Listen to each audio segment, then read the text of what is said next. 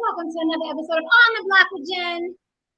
If you guys are here because you saw my promo on Instagram, I'm breaking girl code tonight. I'm breaking girl code.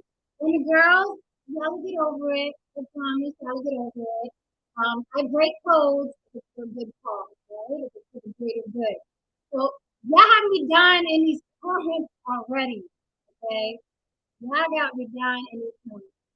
And yes, I'm breaking girl code regarding the Oscars fiasco, okay? There's so, like I told y'all yesterday, there's so many layers to what happened, right? Because it's not like back in the day when we have an incident go down and then it's just that incident. With, the magic of social media, there's so many little subgroups of the big group, right, of all of us on social media. There's so many little subgroups. There's the Black women, protect Black women. Then there are feminists. He shouldn't have went up there. Jada could take care of himself. And then there are the guys like, man, fuck that hoe. She this, she that, blah, blah, fuck Jada, right? And then it's the guys that are like, yeah, I stand up for my woman. And then, there's so many little groups. There's so many layers to it. I think that we should all at least agree that it was wrong, right? It was wrong. And we hear it all the time. And I know that people want to say it wasn't wrong, right? For their own reasons. Either they had a man who never protected them and Will is representing that now, or they have alopecia and Jada's representing the advocate for alopecia now, right? So everybody's trying to justify why it wasn't wrong, but it was wrong. And the reason why I can prove to all you hypocrites that it was wrong is because if you have a child or a mother, right, and somebody slaps them in the mouth over something that they said, you're not going to say it's okay, whether or not they were the antagonist. If your mother, came out her face at somebody and someone slapped her in the mouth, none of you are going to say, well, hey, you can't judge someone's reaction. None of you are going to say that. If you have a child in school and someone bigger than them, which Will Smith was bigger than Chris Rock, if someone slaps your child in the mouth for saying something they thought was funny, none of you are going to say that's okay. Okay, so let's just cut the bullshit. straight away, it was not okay, right? We're all told from when we're little, keep your hands to yourself unless somebody hits you, right? We've all heard that. We've all heard that over and over and over and over again. You can't put your hands on people. Don't put your hands on people, right? We've heard that. I don't know why. After this Oscar fiasco, we all forgot. We all forgot we're not supposed to put hands on people. Now we're justifying why a grown man should walk on a stage and smack another man in the mouth, all because of a joke, right? Doesn't matter what the joke was. We're always hearing, keep your hands to yourself. But all of a sudden now today we woke up, everybody got selective amnesia. And they're like, no, but there was a reason why, right? I'm also hearing a lot of, I don't condone what Will did. I don't condone it at all. But, right? Everybody's using the big buts, right? But, strike but from the record as well, because a bully can easily say, I wouldn't have slapped your daughter in the mouth. I wouldn't have slapped your son in the mouth. And it was wrong, but they shouldn't have said what they said to me.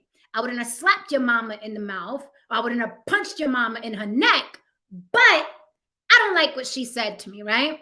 So we can just kill all that noise right now. I'm not having that. Y'all could go green, blue, and purple. Write in that in the chat. I'm not having that. You know it was wrong.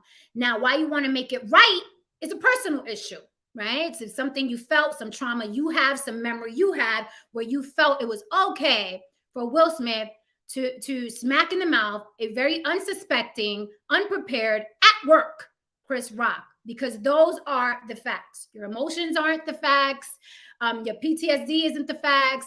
That man, that ex-boyfriend that never protected you, that's not a fact regarding this situation. The fact is there was a man at work on stage in front of an audience, so there's only but so much he can do. He wasn't prepared for a physical altercation. He had on his slippery bottoms, and I'm sure his Dolce & Gabbana suit. He had to memorize lines and monologues.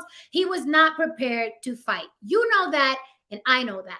And even if he had on Nikes, I don't think that Chris Rock is the fighting type.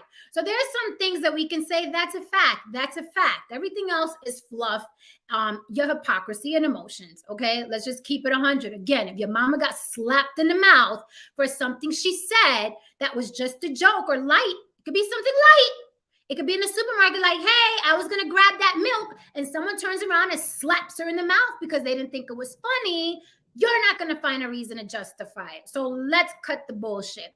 So again, welcome to On The Block with Jen. I am On The Block with Jen at Gmail, On The Block with Jen on Instagram, and On The Block with Jen on YouTube. Tonight will be an open panel, and unlike Chris Rock, I'm ready to fight tonight.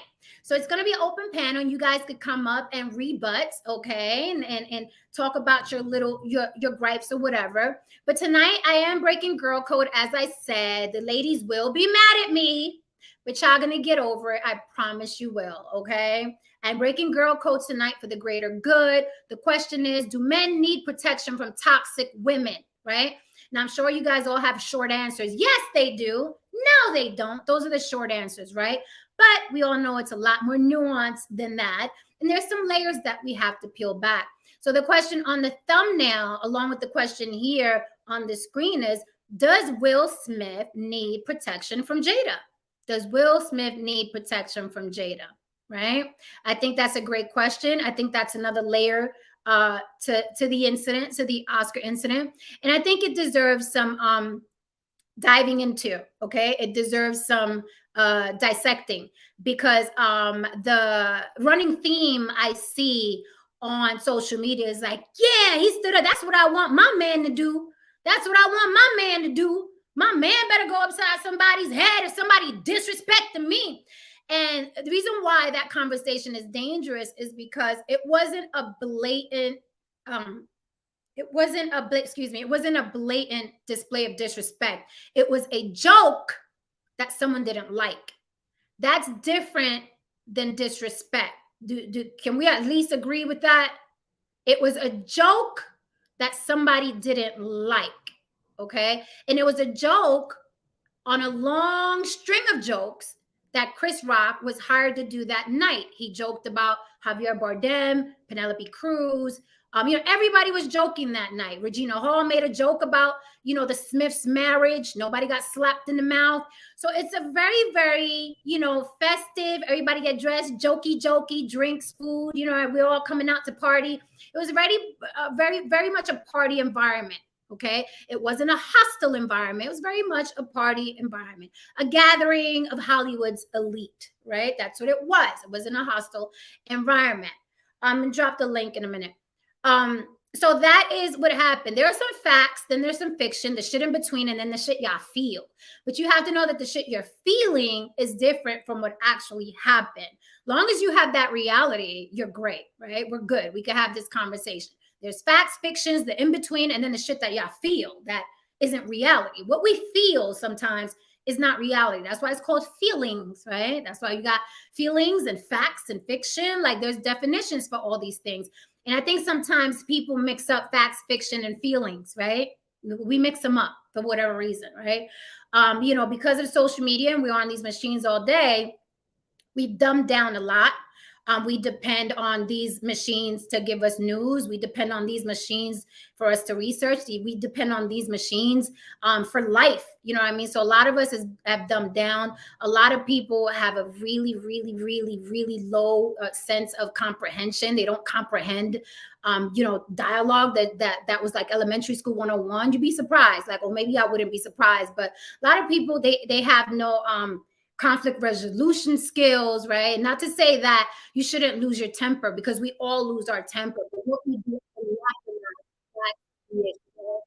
So I want to focus this, not so much on what Will did, because that was wrong. That was wrong.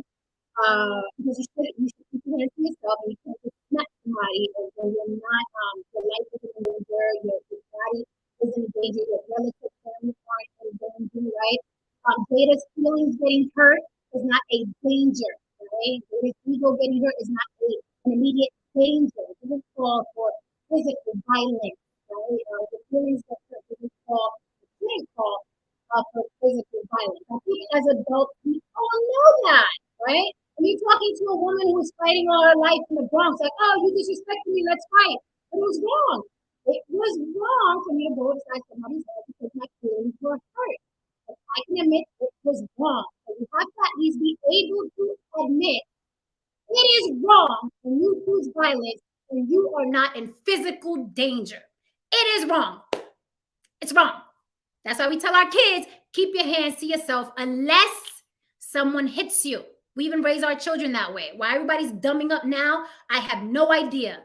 If somebody hits you, beat their ass. That is what we say to our children, right? We don't say to our children, if someone disrespects you, if they do a joke that you don't like and your feelings are hurt, you walk up and slap them in the face. That is not what we were told, and that is not what we tell our children. We say if someone puts their hands on you, take their head off. No one's ever told their child, if someone says a joke and you don't like it, smack them in the mouth. No one's ever said that, unless you're a psychopath. And then you can fuck off if you tell your child that, right? So I want to talk tonight, right? But I want her to represent women, lots of women. Here you go. Let me just do this in the beginning.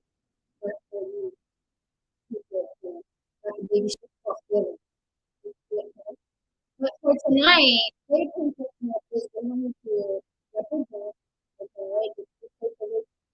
live, he's going to represent women who behave the way she does. And we get into it because of that. He's going to represent those types of women. Like, you don't let him disrespect me, that type of women. Because, again, that is what happened on Oscar Moon. A lot of you, I don't know what you saw, but I think you can also agree if you run back the video, Will Smith laughed at the joke. The way he was laughing the entire night up until that point. He laughed at the joke. People say, well, that was a fake laugh. Well, he's an actor, so he was pretending it was funny. Well, he just giggled. It wasn't a real laugh, okay? Again, facts, fiction, feelings, and all this kind of thing. When you look at the video, I like to when you look at the video, Will Smith had not been cut from his feet. The joke was over. Chris Rock was laughing. He looked to Jada. These are facts. I'm not dealing with fiction. Let's deal with the facts. He looked at Jada saw Jada's feelings were hurt. Then he reacted. Okay? That is the sequence of events. It's not what you're making up. It's not what you want it to be because you hate that your ex-boyfriend never protected you. Let's just deal with what actually happened first. And I know it's hard. Because a lot of you are like children and you want things to be real that aren't real. But the sequence of events was joke, laughter, Jada's attitude, the slap. You got that? Joke, laughter, Jada's attitude, Will reacting, the slap. Y'all got that? That is the sequence of events. That is what is on video. You got that? Are we there? Are you cool with that? We got that? That is what happened. Okay? Rock with me. So, had it not been for, y'all know that statement, right? Had it not been for Jada's reaction, okay? Now we're going into feelings because this is my feeling, right? Of what I saw. This is my assessment. This is my interpretation. Now, this isn't a fact because I don't know what was going on in their heads, right? This is my interpretation.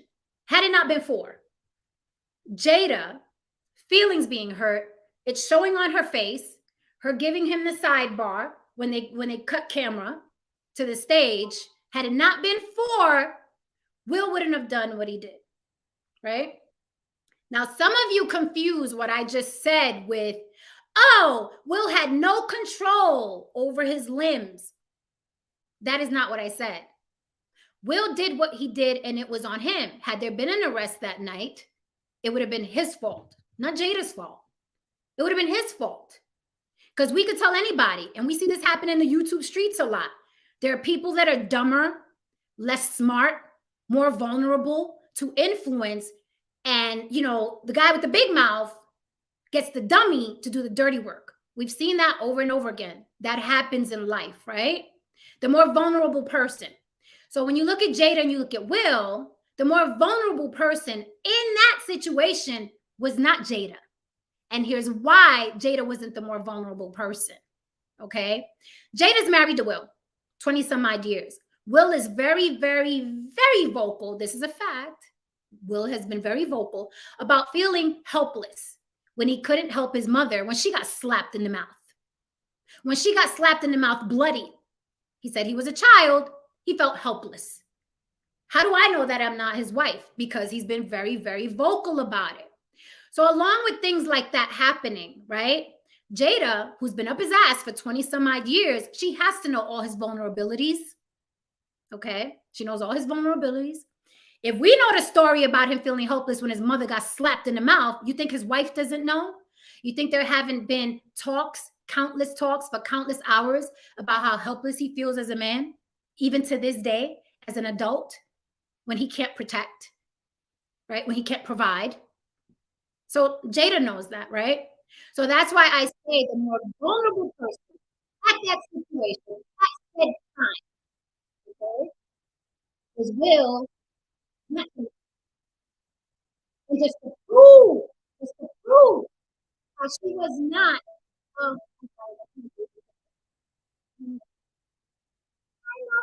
literally live right now. And I interrupted. Everybody's watching me talk to right now. I gotta answer to my baby. You okay? I love you. Come back. All right, yes, I'm having a real mama moment. I stop everything. Okay, so going back to Jada, why she was not more vulnerable. Here's the proof. All Jada had to do to move a man that is, what is it? 6'2". Okay? 50, over 50. I think he's over 50 now. I believe Will Smith is over 50. All she had to do, this tiny little woman, all she had to do was give him a look.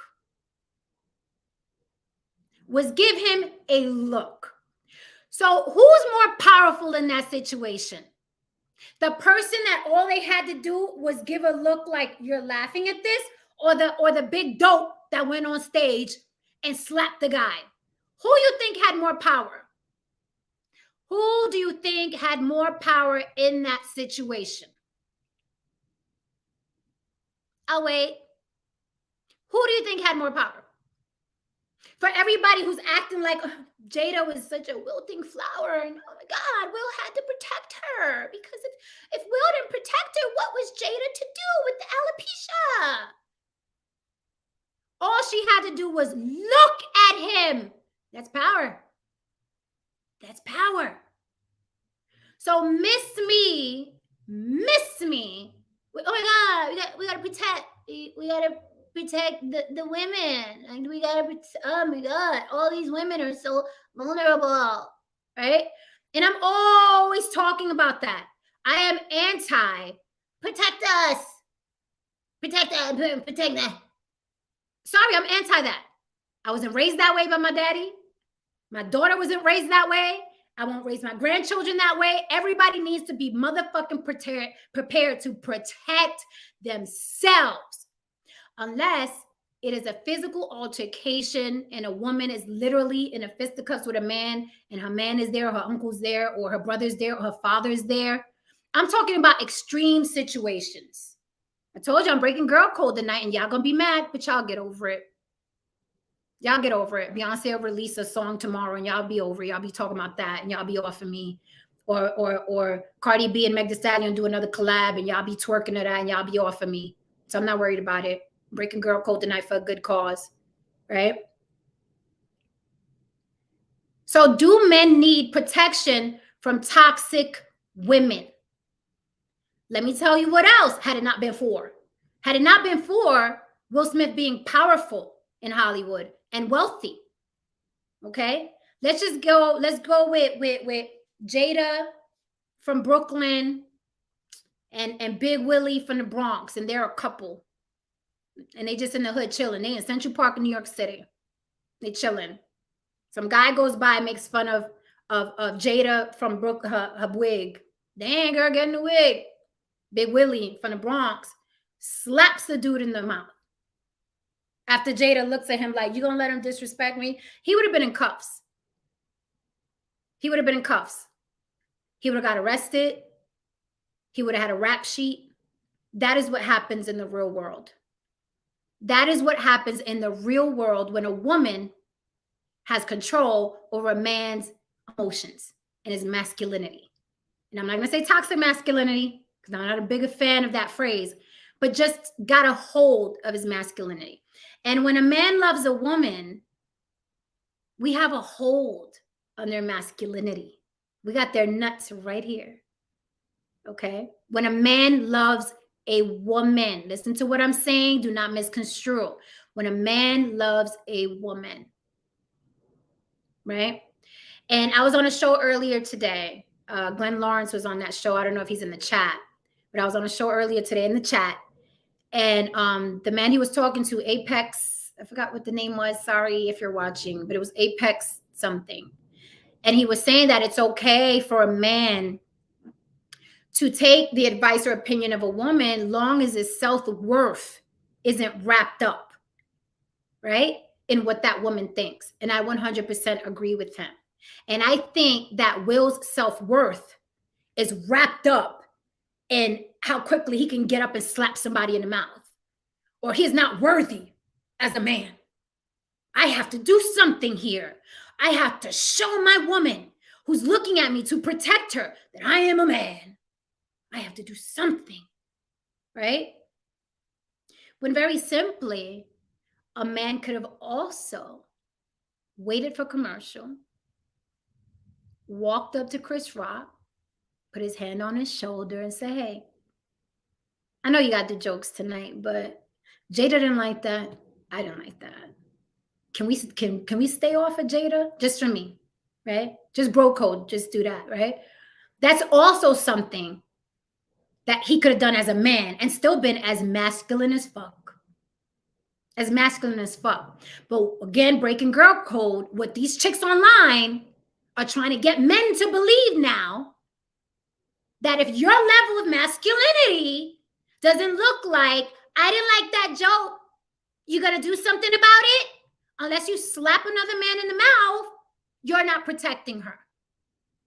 And I take issue with that, because a lot of you are going to get locked up because you ain't got Smith money. Okay? So that's what I want to talk about. Do men need protection from toxic women? Because I thought that was a toxic move on Jada's back. And the reason why I say protection and I don't use it, lightly, is because again, the girl had not had the wealth and privilege that he has, because we don't both wealth and privilege, okay? He would have got locked up, possibly lost days at work. When you get locked up, you come out and the fucking judge feels like you don't know how to control, right? Would have lost work, would have been embarrassed in front of everybody. But you know, in Hollywood, nobody's going to do no wrong. You've seen them, especially assault people. You've seen them eat live. You've seen them be physically violent. We've even seen them murder people. As long as they're celebrities, everybody's like, "Yay!" Right? So lucky for Will Smith, he could be a violent rebel on stage and still be, yeah, at the Oscar party, right? Very, very lucky for Will. You guys will not be so lucky, right? So be very careful of keeping the company of and falling in love with women that would put your life in jeopardy, your career in jeopardy, and your parenting in jeopardy. Okay, be very careful, wary. I don't think what Will Smith did was heroic at all. Okay, it's not something that I can respect at all. I don't think it was chivalry at all. I don't think it was protecting his woman because his woman was not in danger. Comprende? Say it with me. Jada Pinkett Smith was not in danger to need the level of protection where you are walking up on a stage slapping another man in the face who was at his job. How some of you chicks are praising that and applauding that because you've never had a decent man in your life to respect you and protect you otherwise. I don't know how y'all doing it. But I am breaking girl code. Dudes, don't fall for this shit. Do not let your self-worth be wrapped up. Do not put your balls in the hand of a woman that thinks if you don't go slap somebody in the face, if my feelings are hurt, you ain't a man. Be like Will. You can't be like Will. You are not Will. Do men need protection from toxic women? Does someone like Will Smith need protection from someone who thinks like Jada? You tell me. I'm going to open up the panel, though I have more to say. But I would love for you to come up and rebut if you have a rebut, or add if you have in addition to what I'm saying, or if you have an incident to tell me about where you felt pressured as a man to defend a woman with violence or physically or whatever. Or if you're a woman, should you be so brave to come up on the panel and admit that you've pushed a man a little bit because your feelings were hurt? Or that you pushed a man a little bit to show that he loves you. Pushed him a little bit. Are we going to have some real talk tonight or no? Let's have some real talk. Like I told you guys before, this Oscar thing, it has many, many, many layers to it. It has many, many layers to it. Do not let celebrities, I'm going to throw up the StreamYard. Do not let celebrities get you hemmed up. Do not let celebrities get you hemmed up. And let's keep it 100. That's a toxic marriage. You know it and I know it, right? And one thing that's funny to me is when people brag about longevity in a marriage, when it's a fucked up marriage, like specifically they have. It is a fact, not my feeling, that those two sat at a red table and said bad marriage for life and laughed at it. After the discussion of the entanglement, they laughed at how dysfunctional they were in that marriage. We ain't leaving no matter what. I'm not making this up. Go watch the Red Table Talk. Go see for yourself. And these are the same people who want us to keep their names out our mouth. The people that go public and say, bad marriage for life, we ain't going nowhere. They said this on camera. at a red table talk in front of the world. I'm not making it up.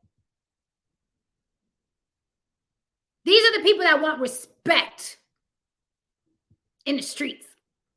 You can't have both. That's not how any of this works. That's not how any of this works. That's why there was that running joke on social media. Why are you telling us to mind our business? We on chapter 5 of your life. Every time you have an issue with your mother, your sister, your brother, your girlfriend, your man, you online talking about it. Because you got to get it out. You need people to co-sign your bullshit. You need people to co-sign. So you got to post. Niggas ain't shit. Bitches ain't shit. My man, blah, blah, blah. My woman ain't this. My mother's my daddy this. And then when people like, word, what happened? What happened with your mother? Stay out of my business. That's not how this works. Everybody's watching. That's not how this works. So you can't start the season and then cut it at season 4 and be like, yo, we trying to find out the rest of the story. That is just human nature. And I love when people, I ain't got time for that. I don't care about that. There's so many other things we could be giving attention to. The Ukraine is popping. Shut the fuck up. Because you're right here watching me. And you have hundreds of friends on Facebook. And you follow hundreds of people on Instagram. All of you. So how much time do you really have for other stuff? Right? So we keeping it 110 tonight. I want to have some real talk with you about, do men need protection from toxic women?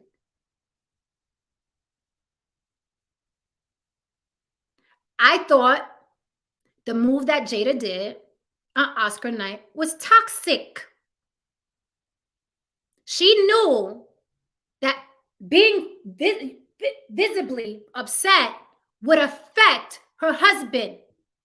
Women, don't we know that? Don't we know that? We know that. She knew that sitting there at the Oscars, and I have to agree with Alpha Villains, he said earlier, you should have threw a wig on or stayed your ass home. If you're too sensitive about that one little line of alopecia you got, you should have threw a wig on or stayed your ass home. I absolutely agree with him. How many times, ladies, have we not wanted to go out with our man? I don't feel like it. I'm cramping. I'm bloated, whatever. I'm tired. I got a pimple right there. I ain't going. Many, many times. If I'm feeling so vulnerable about my alopecia, people are going to look. People are going to stare. We look at little people. We look at handicapped people. We look at short people, tall people, fat people, skinny people that are too skinny, people that are too fat. We look, that's human nature. We look, we talk, little kids point, right? For the most part, we have respect. We're not gonna, you know what I mean? But you're gonna show up to a comedian's gig without a wig. Because let's be clear, Jada talks a good one. I don't care what anyone says about my bald head. She has a video right now on her Instagram. I don't care what nobody says about my bald head. It is on her Instagram right now. If you go to Instagram, a couple weeks ago, she posted a video on her Instagram. I don't care what nobody says about my bald head. Really? So what was that then? I'm not, it's not computing. You care or not? You care or not? Because if you didn't care, you would have laughed at the G.I. Jane joke. That's how people react. That's how people react. Right? But I said a million times on this show, saying you don't care sounds good. We can see it. Let's talk about it. Let's talk about it. Let's talk about it. Let's talk about it. Let's talk about it. Right? But she should have put a wig on. First, put her ass on. I agree 100%. So do you really think as intelligent, as feminine, as beautiful as people, of knowing and fear and why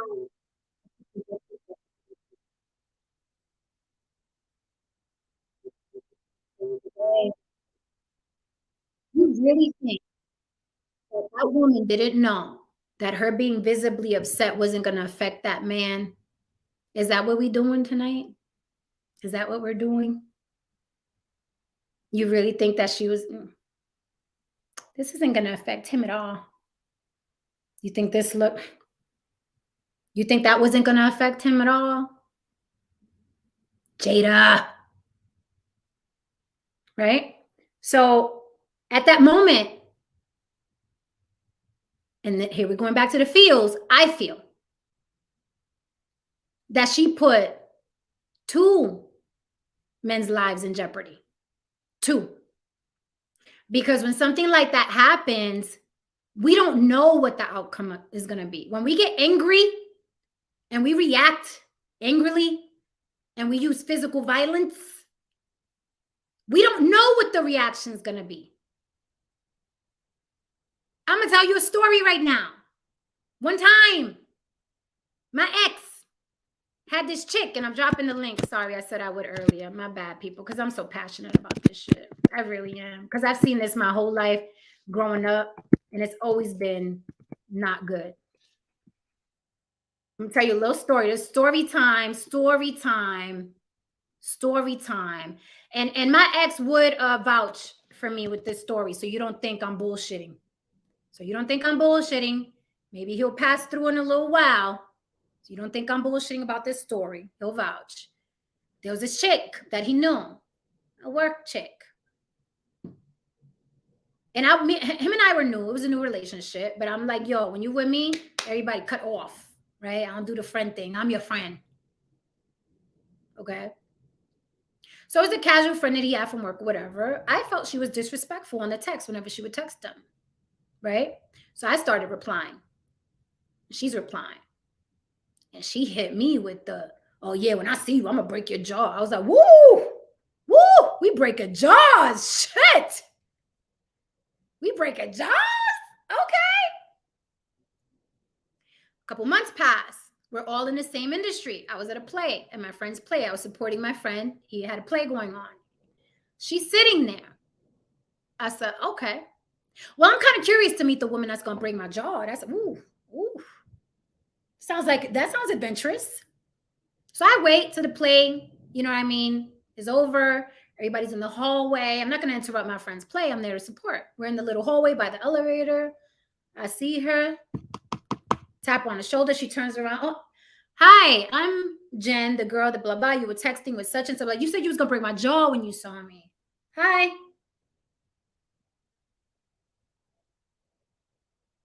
No, well, what happened was, well, I didn't know, and shit, you don't know, but the text said you were going to break my jaw. Hi. Well, I'm just saying because I was like, okay, well, look, just be careful what you tell people via text because they may want to see you do it. Just saying. Future ref. Right? So as it usually is via text, it's different in person, right? So here's the point of my story. And I'm sure my ex could vouch. I don't know if he's going to pop up today. I see y'all backstage, guys. I'm going to bring you up. Let me just wrap this story real quick. No lie. I put this on the sun that rises and sets every day. This motherfucker dies a couple months later. The chick, she dies. Dead. How did she die? A seizure. I didn't know that woman suffered from seizures. Again, because we're all in the same business, word gets around and they're like, hey, remember such and such from such and such? She died. Word? I'm like, what the fuck happened? Seizure. My point is, had I let my anger take over, had it been an on-site type of situation, luckily I was older already. Now, if I was 16, 17, it would have been on site. But I was older, okay? Plus, I was dressed. So mama wasn't trying to mess up, the outfit, unless she got froggy.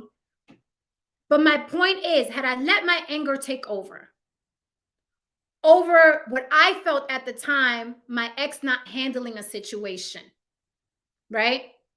Over being emotional, over him not handling a situation. And I did my on-site Bronx shit, I would have ran her up against the wall.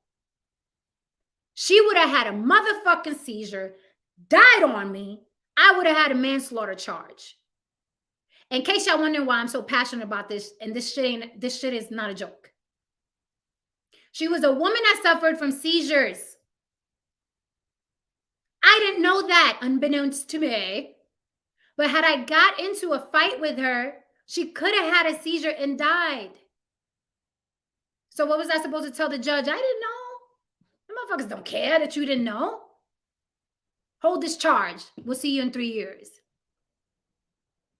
We don't know Chris Rock's medical condition, health, whatever, or lack thereof, or whatever. We don't know. We don't know the power that Will Smith has. We don't know. We don't know. What if Chris Rock, and these are all possibilities, and I know it didn't happen. Before y'all say, yeah, but that didn't happen. I'm saying in general, these are the possibilities when you have your man's nuts in your hand and you don't know how to maintain decorum and be stoic in a moment where his life could be put in danger, where his livelihood could be put in danger. This is what I'm talking about tonight. Because in my situation, I would have caught a charge because I was angry that my man didn't handle it. I would have caught a charge. This shit happens. There are lots of people right now, 3 hots in a cot behind bars because they wanted to show their man or their woman, you don't disrespect me. You don't disrespect us. But I don't care what y'all say. A higher grade of woman would have sat there stoic and been like, I ain't having my man act a damn fool at these damn Oscars. And it's not because Oscar's so white. It's because you want your man, okay, to look A1 all the fucking time. Even if you have to chew his head off at the house. Right? You mean to tell me that Jada Pinkett doesn't know that the whole United Front thing, the whole, I'm that bitch. I'm that, you can have jokes on me, but I'm that bitch. You'll never be me. Your wife will never be me. I'm Jada Pinkett Smith. I'm that bitch. So ha ha. She ain't got none of that in her, being from Baltimore, right? Always talking about Tupac. Like, she ain't had none of that in her.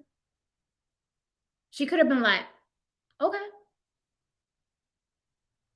And they could have discussed it after. And Will Smith could have handled it after. So no, that wasn't a sign of masculinity to me. That wasn't a sign of protection. That was all him overcompensating for the toxicity of that marriage. That's what I saw that night. That was him overcompensating for being the butt of the jokes because his wife had an entanglement with a 20-something-year-old that was her son's friend. That was him overcompensating. You heard him. You saw the tears. People talk about you and you got to take it. You got to take it. Well, why are they talking about you, Will? Why are they talking about you, Jada? Because prior to her Red Table Talk, if I'm lying, I'm flying. Prior to the Red Table Talk series, were the Smiths not Hollywood royalty? Them two were the Obamas of Hollywood. And no one's going to tell me different. Prior to the Red Table Talk, which should really be called Jada Pinkett Smith venting about her toxic marriage. I don't even know why it's called Red Table Talk, because every episode is about how much she goes through in a marriage with Will and how hard it is being wealthy and rich.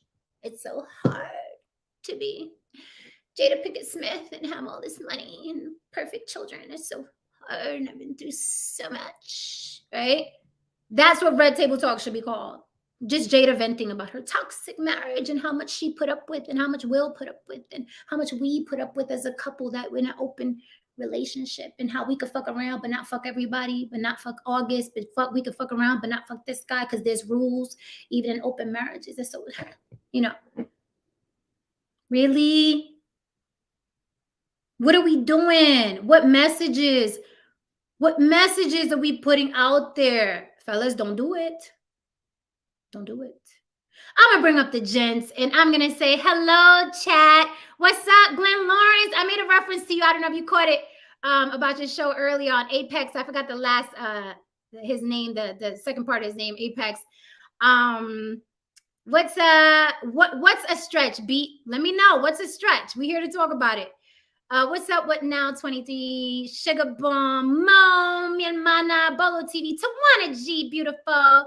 I think Annalicia is also in the building. I'm hoping. I'm not sure. I think I saw her. What's up, YouTube watcher? I'm going to I'll float through the chat. I did say I was breaking girl code tonight, ladies. You'll get over it. So I'm bringing up some of the gents. Tristan had. Let me tell you something. Not for nothing, but Tristan inspired this live stream tonight. I wasn't going to come on tonight. I was going to give myself a little break in between. I like to give myself little breaks, but me and Tristan were kicking it. And I was like, damn, Tristan, that's a fucking good point. So I'm going to bring him up so he can explain the point. But it so inspired me to talk about this, even though I had a lot of these feelings already about that Oscar situation. But, you know, Tristan really inspired me to like, yo, nah, we got to talk about this. This has to be discussed. What's up, Reese from Philly and Tristan? What's up, Glenn Lawrence? Nice to see you, gentlemen. Ladies, the men are going to be talking. So I would love to see you up here. Even if you don't want to show your face, you don't got to come up. But it'd be nice to hear your questions or rebuts or your reasons why, yay or nay or whatever. And also, I missed a lot of your chat. So please, if you said something you really want me to address, ladies, or it's important, just throw, for me, throw it again in the chat. If it's really important, then it's a point you really want to get across, and I'll catch it now while I let the gentlemen say their piece. Welcome, gentlemen. What say you? Who wants to go first? Wow, I think I've been talking about this the most. I mean, I've been on this topic for 3 days now. Oh. Was it first night with AV and Offie on a Sunday night, and then last night with Jen, and then this morning with Apex, Paul from Apex Mindset, and here we are again. Mindset. Oh, my mic's muted. Here we go. Can you guys hear me now? Yeah. All right, cool. It seems like I've been talking about this thing forever. Let's be real. Like the headline is, do men need protection from toxic women? The answer is no, absolutely not. But what women need to do, and this is here, I'm gonna get all the vaginas mad at me right now. Here we go. I know. Wait a minute. Wait for context. Go ahead. What women need to do, just as men need to hold men accountable, women need to hold women accountable for their toxic behaviors, and don't promote it. Hey girl, you go get that bag. You know, live your life. Live your best life. Do you, boo-boo. Because men have to always do what's right. Women are told to do what's right by you, boo-boo. And there's no two different contexts of the word right. There's right and there's wrong. So men don't need protection from toxic women. Women just need to call out the toxic behaviors that women exhibit and don't do it. Jada ain't paying no popcorn for the movies. Sorry, she's not. She with her little 50 mil and Will's 350 mil, Jada isn't paying for nothing. Will's paying for August's trips. Wow. Put the gun down. No, get all the guns out. Hey, I got two Hollywood people in here, right? Yes. So I've had a lot of fun looking into this. I've been on about 12 live streams too. It's big. This one's a big one. A lot of layers. You talk about irony, right? Will Smith was on Philadelphia News this morning, and they got a clip of this guy teaching kids that are want to be Broadway actors how to do fake slaps. Oh, that's my God. That's one thing right there, right? And me and my buddy think the slap is fake because the sound effect sounds like his hand hitting a microphone on Chris Rock's outfit more so than his hand hitting his face. I've heard 1,000 slaps in my life. Let's stay off of the conspiracy theories, because I think anyone with eyes can see that shit was real. Chris Rock hasn't. I forgot to tell you, Chris Rock did not officially apologize. That screenshot was the interneting. That was bullshit. Rock has not apologized. That was fake. That was completely fake. Will Smith apologized. Chris Rock has not officially spoken out about the incident, nor has he apologized. So I don't think he wrote. I don't think Chris Rock wrote the joke. Let me share something on the screen. Since we're talking about the hair thing, right? That's what triggered him, right? Maybe. Huh? Maybe. Yeah, supposedly. Okay, watch this. And I shared this with Paul earlier today. Watch this.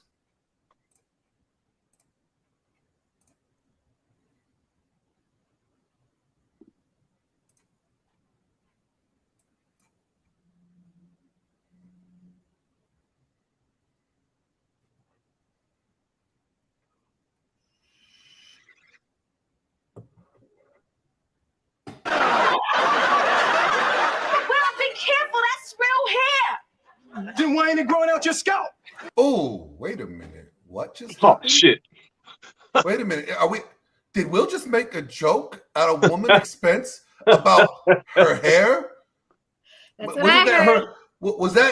But did she have hair loss? She might have had hair loss issues, right?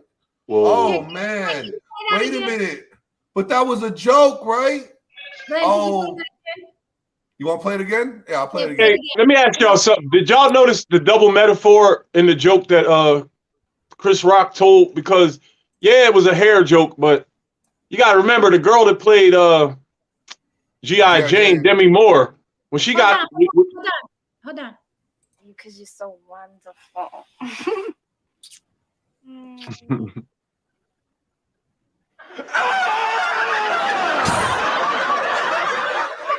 Careful, that's real hair. Then why ain't it growing out your scalp?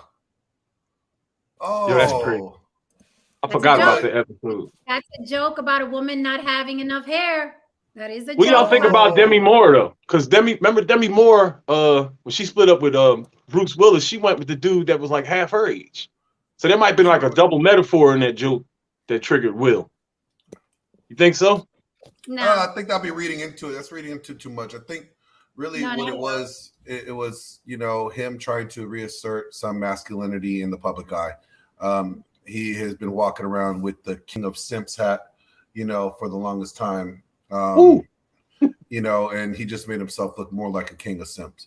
But back to the topic at hand, do men need to protect themselves from, toxic women? And no, women need to just call out toxic behavior. This is what happened. The reason why men got away with being abusive to women for so many years is because men never stood up and said, this is wrong. Okay. And then when they started doing that, we started a shift and a change in our culture and our societies, right? Women need to do the same thing, but you're not seeing that because it's the girl club. Jen, earlier in the chat, in Apex's stream, girls were trying to say, hey, well, what about the girl code? Called you straight out, like, what about the girl code? And you're like, I'm all about the girl code, but wrong is wrong. Mm-hmm. And you want to hear something you might not be aware of, brother? I've been knee deep in the shits for half a century, and I'm gonna tell you something. A lot of these murders you see on the news, there's a woman standing at the top of that pyramid. I hate to say that, but it's true. And I'm gonna give you a little chronicle. One day I'm sitting at home. My stepsister's there with her girlfriend. My stepsister's upstairs with her boyfriend getting it in. I'm downstairs flirting with her girlfriend. Right? My stepsister's not with her boyfriend. She's with another guy.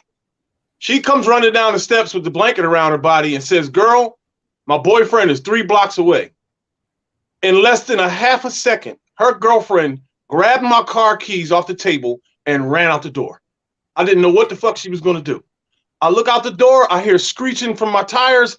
I see my car turn the corner on 2 wheels. A few seconds later, I hear the car come around the other side of the block, and she stopped the car in the middle of the block, threw up the hood, and held up traffic.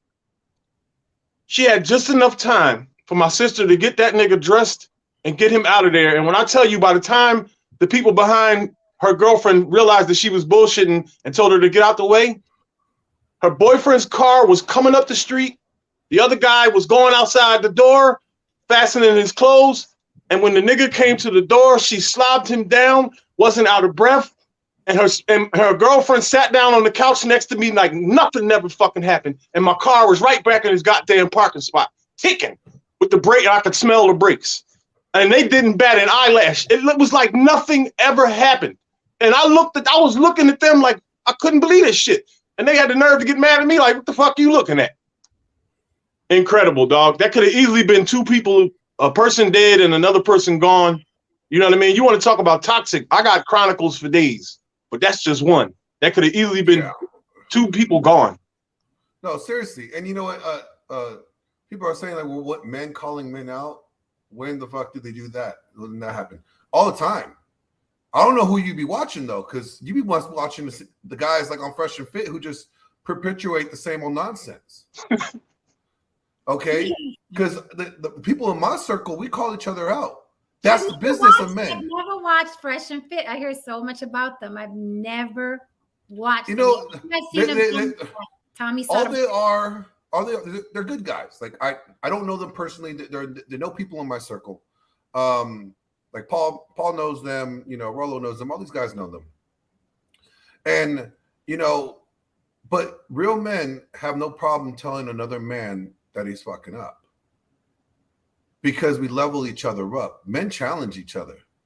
You know, men that used to maintain the standard of what it was to be a man, not society, not women, but men. Men had this undisclosed, unspoken, you know, thing, whether you could size up another guy, whether or not they're men or not. You know, Reese, real recognize real, right? Yes, sir. Okay, you know when you see a real dude and when you see a fuckboy, right? You can feel it. Exactly. And then if he's a fuckboy, you don't fuck with him, right? 1 minute talking to him, you'll know. Exactly.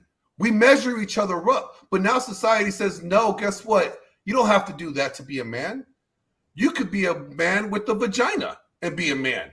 You could be a man with, you know, boobs and be a man. We have destroyed the level of what it is to be a man to the point where you have a generation of boys don't know how to be men. And then they get stuck in these toxic relationships, toxic stuff, because they don't even know who they are themselves. I blame half the problems that men face with women on men, and the other half on women's bad behaviors and men rewarding bad behaviors. Will Smith rewarded Jada's bad behavior when he took her back after the cheating. And he had no reason to. His kids are grown. Yeah.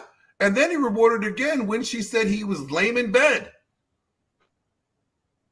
All right. And then so now he's just trying to. That smack was not for Chris Rock. That smack was for Jada and August. That's where all that frustration came from. I told a joke on Juana's show yesterday that smack should have went upside Jada's head when he was hitting it for the back. If she had a problem with him delivering in the bed, then maybe he should have took it rough with her and smacked her up a couple times and flipped her all over the place. Well, she said he's not good in bed, so that's why he should have done that. I mean, he should have just snatched her by the hair. Oh, wait a minute, she don't got nothing. Grab her by the scalp. Yo. Pull that scalp back. That's funny as hell. No, he would need those gloves that batters use. Y'all are ruthless. Let's say something. Listen, let's say I want to read this. Wide receivers gloves. I want to read this doctrine. Let me read this comment real quick. When I see men attack people unwilling or unable to defend themselves, I see cowards, violent men who move with courage and morality, confine their violence to those capable of reciprocating. Yep. The end. Yep. And, you know, it's sad because, you know, we look at this situation and we look at, and I've been one to bash Will on this whole thing. You know, and like, I love Will Smith. I think he's a great actor. Like, I grew up watching every episode of Fresh Prince. I mean, I have home videos of me as a kid trying to reenact Will Smith's comedy in Fresh Prince. So I'm a big fan of him. But let's just be real here. That was not an action of a man in his own frame. That wasn't an action of a man defending his wife's honor either. It was a man trying to reassert and establish some manliness in the public eye because he didn't have any after she took it from him. Okay? Everything that he's been through was bad. And you know what? I feel bad for Will because Will doesn't have anybody in his corner apparently to tell him, "Hey, man, she's tanking your career. She's tanking your life. She's killing it." Literally. And what we saw was just a little outburst of, somebody going to a mental break. He had a breakdown. And he might still be in that going into that breakdown because the optics don't look good for him no matter way you slice it. Because let's look at it this way. He won an Oscar, but nobody's talking about his Oscar performance. Who's everybody talking about? Everybody's talking about Jada. The night that was meant for Will is about Jada. And her alopecia. And that cue ball head. But I know Sugar Bum. She's team Will Smith hitting Chris Rock, but she said it's not a comedy show though; it's an award show. That is wrong, ma'am. It is known. The host doing comedy is a staple at the Oscars. The comedians, the hosts are literally hired, okay, and given scripts by comedy writers. It is a staple at the Oscars that comedy is part of the Oscars. Jada and Will are well aware. The audience is well aware. The nominees are well aware. The viewers are well aware. That's why 9 times out of 10, it is a comedian that is hosting the Oscars because he is hired or she is hired to do comedic monologues and comedic commentary in between. So no, you're correct. It wasn't a comedy show, okay, like a Netflix special, all right? But it is known that comedians hosting the Oscars is a staple. Therefore, it's both a comedy show and an award show. Let's look at the precedents. That's the more severe in this. Okay, there's something a little bit more important than what we're talking about. For those that agree with what Will did, this is what you're saying. If somebody says something, or if you say something that somebody doesn't like, they have the right to slap you and assault you. Now, let's talk. We're going to remove the sexes out of this too. Let's just say a person, because we're in this equal gender fluid thingy here, community of this world. So if a member of any gender says something you don't like, then you could slap them. That's the precedence that we're saying that if we are condoning what Will did. If that's the case, now domestic violence is going to go through the roof, right? Because a person, she said something I didn't like, so I smacked her. That's the type of precedence that we're sending. Because we have to be equal across the board. And nobody wants that. Nobody's going to stand for that. So we can't stand for this because the precedence is so much more. If you say something, nobody has the right to slap you. You have a freedom of speech. You have the right to say what you want. I don't have to like it, but that doesn't mean I get to put hands on you because you said it. And if we're sitting here cheering Will on, like, yeah, he's a champion for bald-headed women across the world. Okay, great. But you know what? He didn't do anything. He assaulted another person. And you're okay with that. So when you get assaulted by another person over something you say, you too should be okay with that. And nobody will. Do you know if that happened somewhere else, the rules would have been different, though? You understand that, right? If that was a corner store or something, Chris Rock would be dead. No cameras around. Listen, I would told Will, yo, let's go in the back. But at the end of the day, I think when a man loses it, he loses it, and there's no stopping a man from snapping. Only person that can stop him, like I told Jen earlier, was his daughter, his mom, and his wife. right? Because Talk to him, Tristan. Talk to him. because every man up here and every woman has experienced where they either got a phone call or they had to make a phone call to somebody's daughter, wife, or mom. Like, yo, you need to get your son. You need to get your husband. I said, your dad is wilding. I said, your boys don't calm you down. They restrain you, but they calling they woman to say, yo, you need to come get your boy. What I seen with Jada was, you know, that man is losing his mind, and you just said, listen, listen, I don't like that, and this is what you got to do. And that's what he did, because I don't know if Will's mom is alive or not, but I guarantee you his mother is embarrassed. I said that's a fact. I said, if that was Denzel's wife, Denzel's wife would have said, listen, your ass better not go up there looking stupid. She I would have said, grabbed him. exactly. I said Jada didn't protect Will, because when a man loses it, we're not thinking no more. We got action. The woman needs to grab him like, yo, you bugging right now. Settle down or take him outside. I said only a woman can reach a man when he's not thinking. So I feel Jada didn't protect Will, and that's how I look at it. I'm like, because this is not Jada's fault because Will did the action, but Right. but I it agree. is Jada has to know the situation where we in the elite. This is bougie of the bougie. You can't act like you from Philly. I said she knew that, but she didn't stop it because she like I got a caged animal in my hands and I unleashed it. Hit them likes for me, y'all. Hit them likes for And me. What's and up? I Will Smith is not from the hood though. I know Will Smith from the street. well I'll say this: if you have a weapon, right, you use it for self-defense. You don't sick it on people, and that's what she did. Because Mm. I'm married to the most powerful man in Hollywood, if not one of the most powerful men in Hollywood. And like what Glenn said, like, girls need to check girls. Who is checking Jada? You can't check Jada because any woman that talks to Jada is not on her level, and their men are not on Will's level. So Jada's not going to listen. What can you tell somebody if they're at the top? Nothing. So it's one of those things where Jada knew. Jada said, "Listen, I'm not going to stop it." And you could have risked, like Jen said, two men's careers, because what happens if Chris Rock fought back? Mm. It's even worse. Let me address. I think it's what Syra Garon.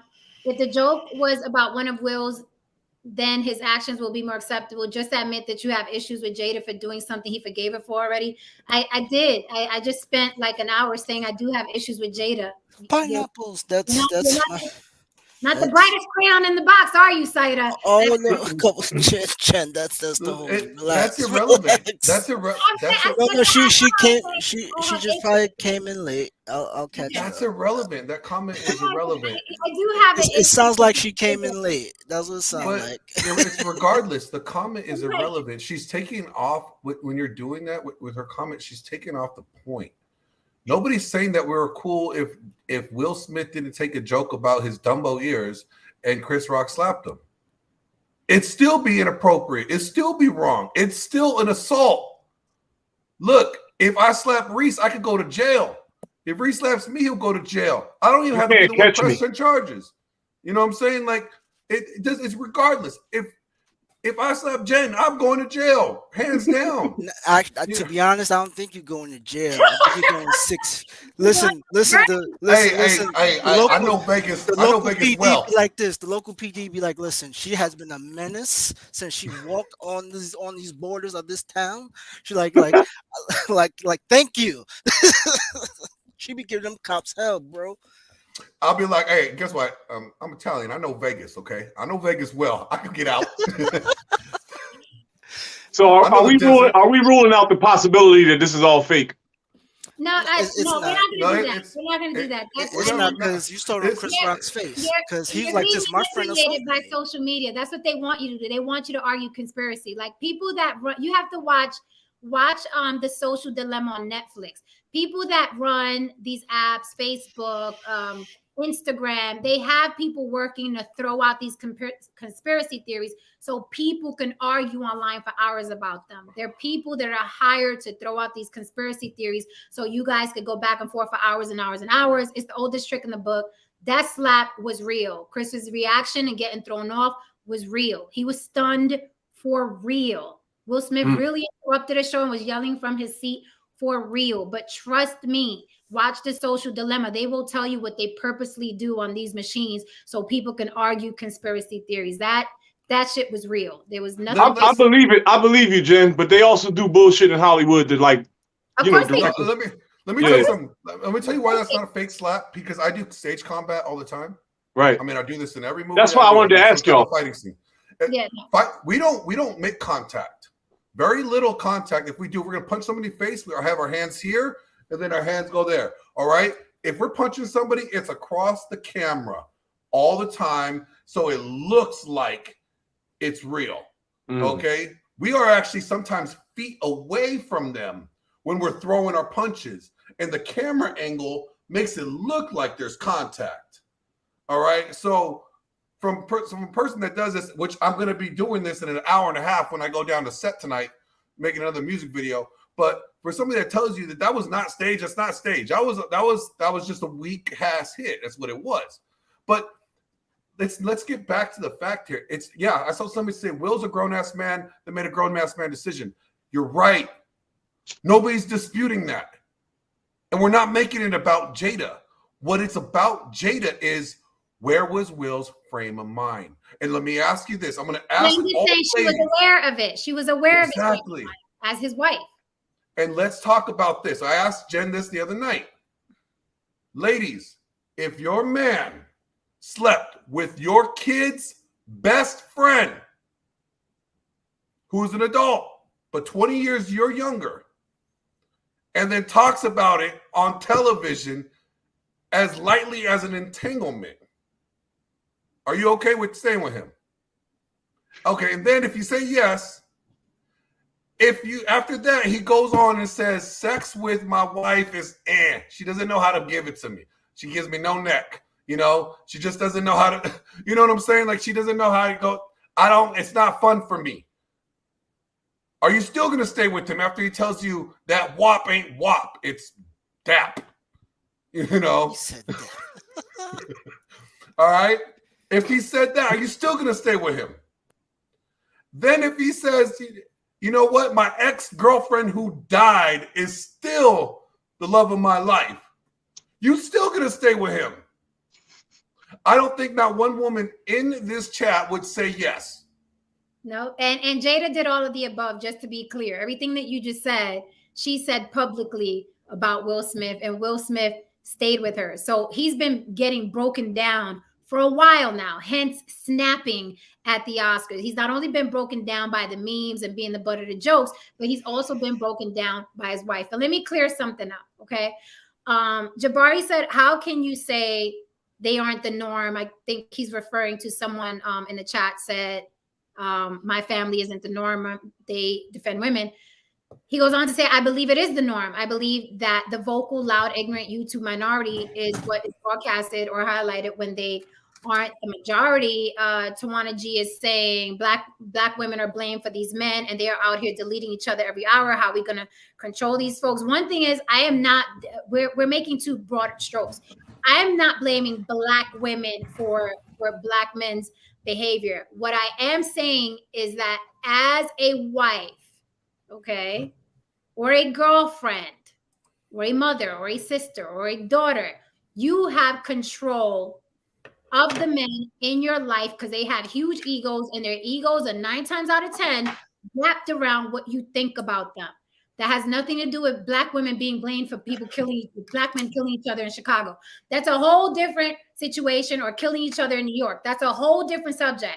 I'm not sitting here blaming black women for what black men do to each other. This is very specific. Do men need protection from toxic women? Specifically, what I felt was Jada making a very toxic move on Will Smith's night. On a night he was winning an Oscar, I, as a woman, Women don't have to agree. I said this was breaking girl code again. Women don't have to agree. On that night where my husband of 20 years who put blood, sweat, and tears into his career, I'm going to control my face when someone compares me to another actress in a movie. That's me. That's me. Time and place. So that is specifically what I'm talking about. And even with that said, it was still on Will to control his emotions. But you ain't going to tell me Jada wasn't happy about it. You're not about to tell me that Jada wasn't happy that he went up there and smacked him in the name of her bald head. I'm not about to. You think she could have prevented it? Absolutely. 100%. Yes, yeah. 100%. She could have easily prevented it. Him getting up, all she had to do was put her hand on his leg and say, honey, not right now. Not right now. She could have also prevented it way before that by just eating the joke, which wasn't a bad joke. It was not a bad joke. He compared that shit was funny as hell. And it was funny. And it's an old joke. I've heard that G.I. Jane joke, over and over again. So it's an old joke. So yes, she could have prevented it. I absolutely, and that's what I'm sticking to. She could have prevented it as his woman, as a woman that has control of his emotions and knows his history, knows his good, bad, and ugly, knows his vulnerabilities. She could have prevented it by not acting like, oh my God, it's the worst thing in the world. I know you're winning an Oscar tonight, honey, but oh my God, this bald head. We need to address this bald head of mine. I'm feeling a way that fuck your Oscar. Fuck your career.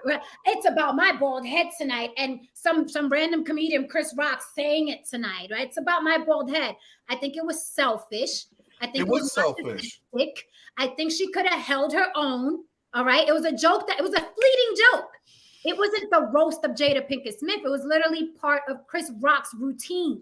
So I just want to make sure, are we mad that he made fun of somebody's bald head?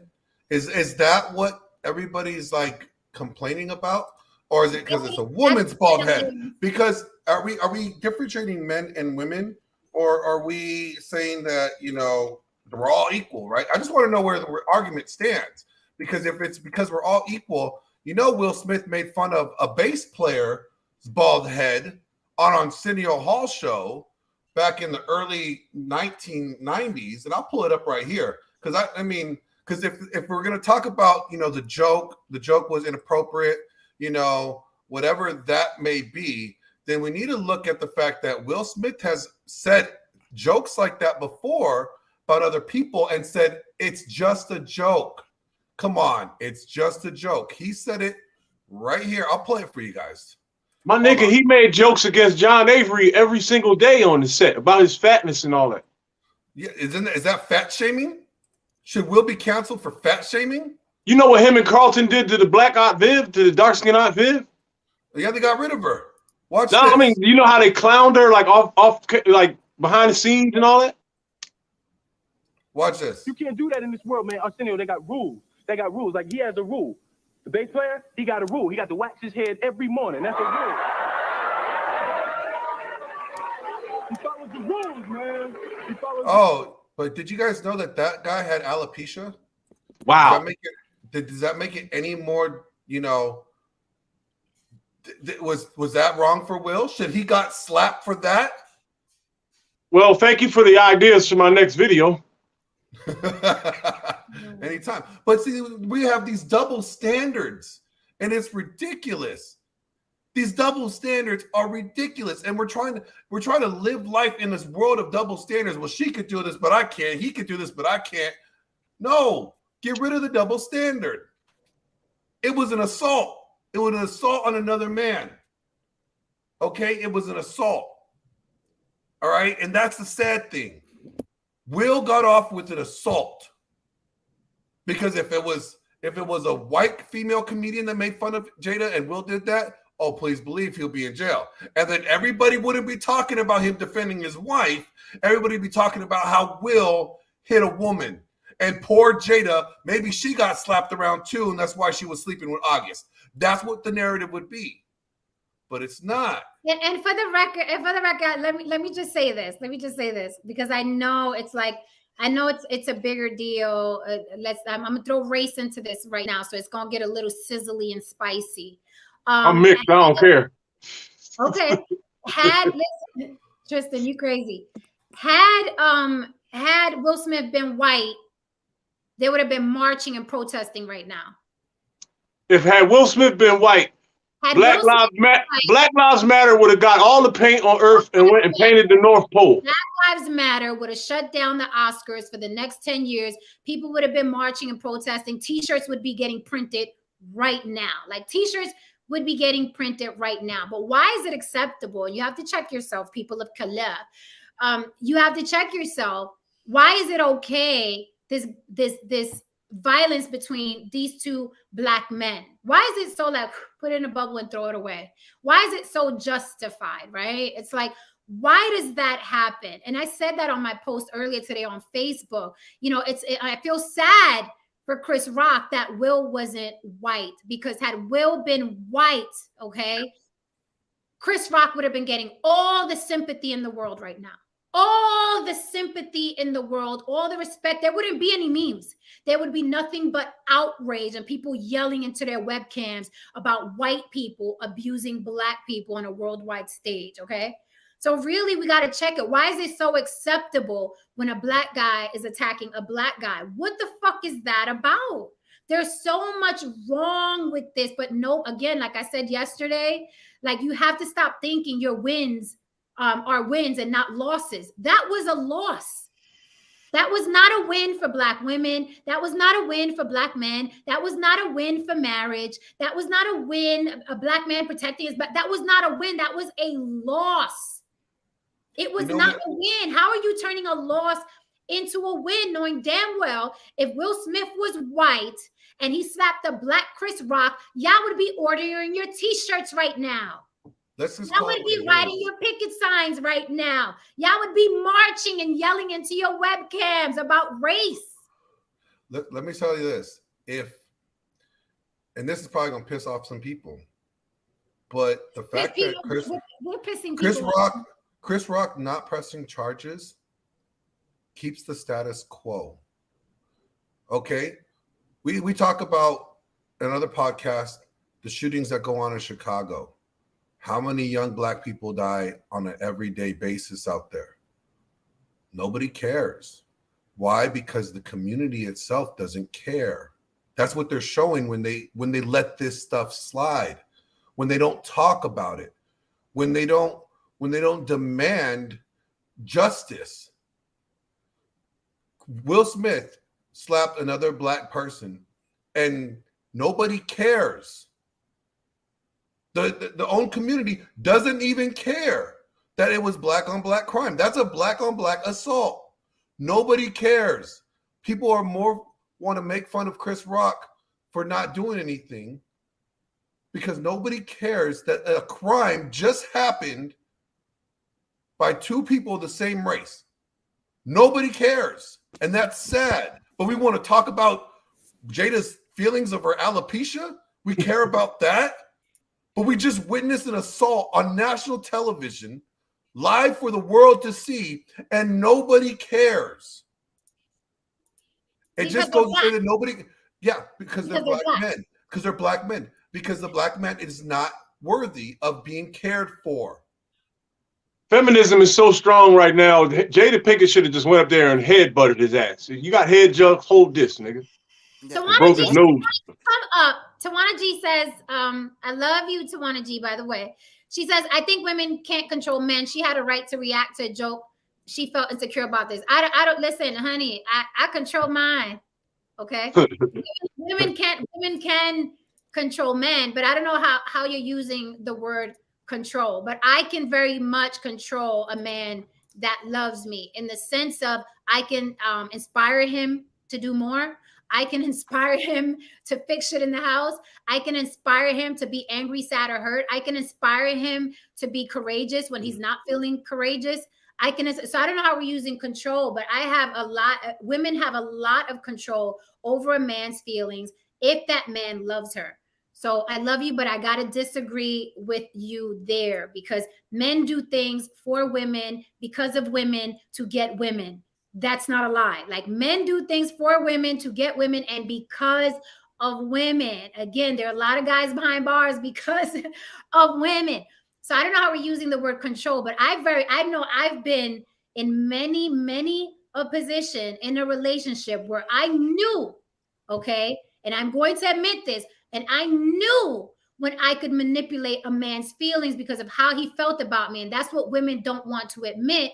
That's why I said earlier on the show that you were on, Glenn. I can admit I've done that. I have done that because a man who loves you is going to move when you say move. Now, outside in the world, he's going to be complete, you know what I mean? Balls to the wall, alpha and whatever. But when he's with me, he will get soft if he loves me. And I can make him feel good about himself or bad about himself. I can make him feel so secure or insecure. And Jada has that power. Hence, he moved with a look. With a look. So you can control men, because has she not done that look? Do you really think, and this for everybody in the chat, had she not done that look, do you think that he would have turned into Hancock and ran up on stage and smacked Chris Rock? You mean Hancock? I Hancock? don't think so. Hey, I got a question for the fellas on the panel, right? You mean how many Hancock? times have you been out with your lady, right? And you feel like you could tell you about to get into it with another guy, and she just grabbed your arm a little bit, and that's the end of it right there. I've done it. Exactly. I've done it. Out of 10 times, how many times do you just walk away? 10, right? My ex-wife has saved so many people, it's ridiculous, man. I'll listen to her if she grabs me like, babe, no. And all right, well, just because she'll know when to be like, get him. You know what I'm saying? Here's the thing. Women are devaluing their power in this chat when they're saying like, oh, she couldn't influence Will. She had no control. Like you're devaluing yourself. You're devaluing women's influence on society and in men. Well, stop devaluing yourselves by saying that. I mean, you know, and it's funny because it's like, you know, if you are a religious person, I am not. 9 out of 10, Mo. 9 out of 10. There's only one time it happened. I could give a damn about some religion, but you know, the romance in Genesis is what? A woman told Adam. A woman told Adam, not a man. Not a man. A woman told Adam, try this, baby. Yeah, but we're not supposed to. Hold on. Let me. I gotta educate this. Then I got a degree in religion. Let me help you out with this. Adam was there when Satan deceived Eve. He heard it too. Okay. Wait, what? He lied? Yes. Adam was there. Adam was there when Satan deceived Eve. Yeah, but Eve was naked and Satan left. No, but that's what I'm saying. No, Adam knew what he was doing. He was just like, right. Yeah, he knew. But the thing is, Eve said, well, don't you want to try it? You know, like, and then, yeah. But yeah, I mean, it wasn't a deception thing where like Adam didn't know. Adam was there and he knew the rules ahead of time. Right, but that's what I'm saying. And even still, what did he do? She said he went, right? Yep. First of all, there wasn't no two storybook blondes speaking Dutch English to a cobra in the middle of Ethiopia. That's a little juicy. I need to read that book again. I'm saying that something that's revered as the truth in the gospel by so many religious people, even in the Bible, it starts with this guy, man sees woman. Woman tells man to do something man is not supposed to do. And man did it anyway because the woman suggested it. You could throw the devil in the middle, but at the end of the day, he did it because she told him to or she suggested it. That is the power of the woman. I want to read Ill Doctrine. He's talking to Sugar Bum. He says, if you don't know what an underpinning argument is, say so. If you celebrate Black men being violent to each other over words, say so. That's another thing that Black women are celebrating. This Black man beating on another Black man. That's what I'm saying. When do Black lives matter? I'm confused. Well, you know, it's funny because this pisses people off. Because again, her life was not in danger. If her life was in danger, I would feel differently. I would feel completely differently. Here it is. Black lives matter only when it's convenient. That's a sad thing. And that's from every source out there. Black lives don't matter when it doesn't fit a narrative. Right now, it fits a narrative, right? He was defending a Black woman, so he slapped her. That's right. Stand up for him. Stand up. Praise Will for defending a Black woman. But he assaulted somebody over a joke. That assault. Haran, What if that assault would have caused him to fall down, hit his head on that step, and died? Because I've witnessed somebody getting punched in the face, hitting their head on the step, and dying instantly. I know someone who did time because he hit somebody. What if that would have happened? Are we still going to be praising somebody. Will Smith for defending his wife, or are we going to be calling him a murderer? Haran, you've been saying, you said this yesterday too. You could cam up if you want. I don't know what you mean by the fear of white retribution. I have no fear, nor have I ever promoted fear of white retribution. I don't look at white people like they are gods on planet Earth. So I'm not sure what you're talking about. You're saying the fear of white retribution being used in the scenario is very telling. Far too many Black people are concerned with white approval for their authority. I don't know what Black people you're talking about. Are you talking about somebody in the chat? Are you talking about somebody in the panel? Because I don't know who's looking for white approval or their authority. I don't know. White people have always called me racist, just like Black people call me racist and Asian people call me racist. And I don't know, everybody calls me racist. So I don't know who you're talking about exactly, but you can clarify, because I don't know anyone here talking about needing white approval or fearing white retribution. But yes, had Will been a regular guy, he would have been arrested. That's so I don't you can clear that up if you like, but I don't know about any white retribution or needing white approval, or I don't know. I don't know. And let's go past this. Let's go past this. Do you remember the music awards where Young Buck stabbed that one guy with a fork because he locked his ass up. Yeah, but how long did it take? Yeah, that's true. It wasn't instantly. It was 2 weeks later, and he turned himself in. It was until the video came out. They weren't going to do nothing, probably. They weren't. Because, again, the system is saying it doesn't matter. The system is saying it doesn't matter if a Black person does it to another Black person. And we're sitting here praising Will for doing just that, attacking another person, regardless of the color. But still, the fact that it's more important to talk about Jada's alopecia issues and her hurt feelings than it is to say that we just witnessed an assault, and the assault is undermined because of who it was for. It was for Jada's honor, a very unhonorous woman. You could get us to that. I want to read this Ill Doctrine comment. He says, I'm telling you, there's a segment of the Black population. That segment includes some Black women. They literally enjoy seeing Black men victimize other Black men. I will flip that as well. There are a lot of Black men who like to see Black men. There are a lot of Black men that like to see Black men victimize Black women as well. That goes on a lot in the Black manosphere, where these guys are championing and campaigning for and applauding Black men attacking Black women. So that does happen. That very much does so happen. But then if if it's a white cop against a Black guy, then it's like, let's not do that, right? Which is crazy to me, because the loss of life is loss of life. Violence is violence, no matter what. Ill Doctrine, super chat break. Thank you, Ill Doctrine, for the super chat. He says it's a culmination of nuanced reality weaved with surreal, soul-endearing enthusiasm and discerning perspective on experiences of tragedy, grief, joy, good fortune, and conspicuously inspiring friendship. It's On the Block with Jen. Oh, that's my bio for On the Block with Jen. I'll take it. That guy needs to come up here and spit some poetry bars. Seriously. Come on. He's terrible. Bullshitting. You know what's funny about all this? We just romanticize this whole Will Smith thing.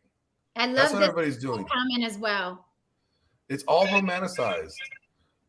Here's a man defending the woman's honor. We should be praising that. Every romantic movie, that's what it is. The knight saves the princess. We romanticize. This is what's bad. This is what gets back into the unhonorable woman aspect. All right, I'm going to get into that because I got a jet soon. But this is the sad thing. Every romantic movie that's out there is about a woman making a bad decision, picking the wrong guy, and then the real guy comes and saves her later. Right? Notebook. Ryan Gosling is the man. He Tyler goes to Perry war. writes like that too. Tyler Perry Hey, writes hey, like my man, Jon Snow killed all that shit. Oh yeah, yeah. But I mean, Ryan She ain't Gosling deserve was to a man. die. Listen. Now I'm triggered. Now we I whatever, Khaleesi, whatever. I didn't Hold want her on. to She murdered a city. What do you mean? It was her city. It was her property. Last time I Yo, checked, that's that was what shit hers. look like in That was her Kiev property. right now. That was That her shit was property. decimated. That was her property. Was it or was it not? She just reclaimed it. I see no issue with the situation. She didn't give him the fair one. She had a dragon. Hold on. Get out Let the me, way. That's not let me my get fault. I this. got money. Let me get this out. Ryan Gosling goes to war. Rachel McAdams is supposed to be waiting at home for him. That's the love story. He's over there fighting the war. That was what was saving him. That was his motivation to come back to her. He comes back. Woman chooses another man. Oh, what's romantic is that he's waiting for her after she has this epiphany that he's the real love. All right. Forrest Gump. Jenny, why don't you love me, Jenny? I might not be a smart man, but I know what love is.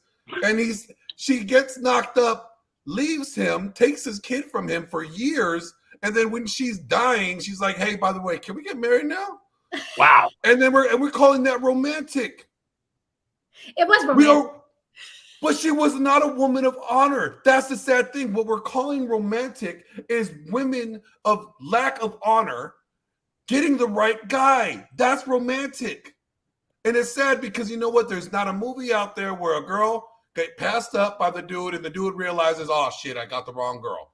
Let me go back to the real girl and try to get her to see if she'll still want me, and you be there. Jen, if a dude you liked passed up on you for, let's just say Jada, all right? Comes back and says, you know what? Tennis ball head is crazy. How about we restart our thing? Are you going to take him back? No, you're not exactly. You know what I'm saying? No, But you know what's funny? But you know what's funny? Jada did that. Like he was supposed to date her. Remember I said the story? Will was supposed to date Jada, chose someone else, and then came back when that relationship didn't work out. So she took him back. The foundation of that marriage was terrible. But she was banging Pac. Let's get it right. She was with Thug Life. All right? She was getting her thrills. Pac was not a thug, my dude. Pac was the most feminine rapper to ever walk the earth. Yeah, that's He's a fag. But what I'm saying is like, but what I'm getting at is that we are romanticizing women making bad decisions and men being the good man standing there and forgiving their bad decisions and accepting them afterwards. And we're saying the man is honorable, but nobody's talking about the honoring of that woman. Will Smith did the same thing. Jada cheats on him. She talks about his weak dick game. And then he still stands there. He went up there and slapped another man for this dishonorable woman because that's what's romantic. That's what women love. Every movie about sappy movies about that. Women making the bad choices, finding her way, and then the right guy there to save her again. We have made this all about we romanticize as women making bad decisions and accepting zero consequences and a man forgiving them. That's what we consider romantic. And that's sad. It's crazy. Who is the common denominator in all of this nonsense that goes on with Will? Will? Exactly. So his actions, he has to be held accountable. Absolutely, but he's not. So to me, the first thing I would do, if I was any therapist, I'd be like, yo, you need to divorce your wife.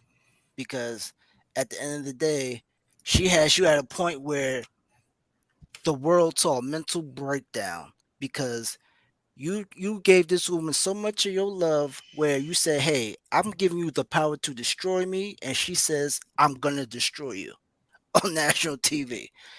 I said, because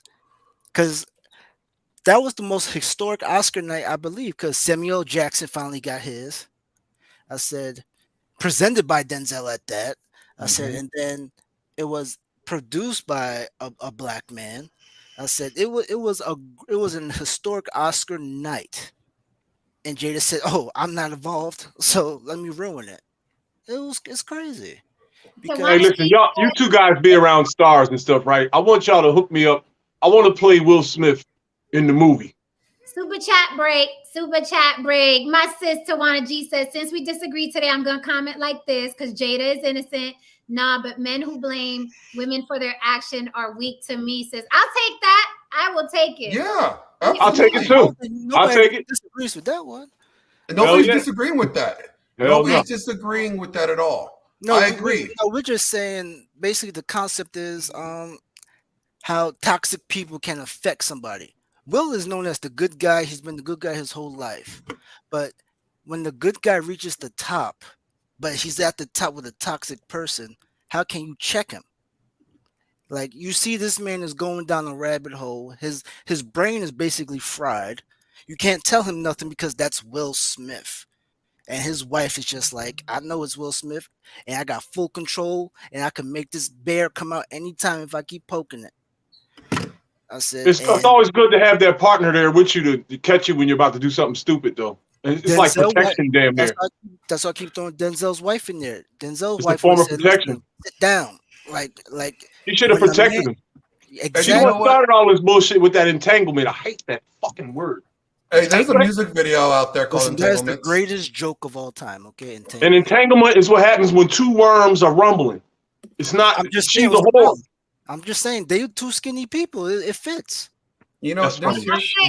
Koja Malik, I'm with you. I'm an atheist, so I don't buy in any of that stuff either. But I'm funny, with you on that. if the pain in birth was part of Eve's punishment, then why do female animals get pain in birth? The animals didn't bite the apple. Well, you know, they say all females were damned by Miss Eve.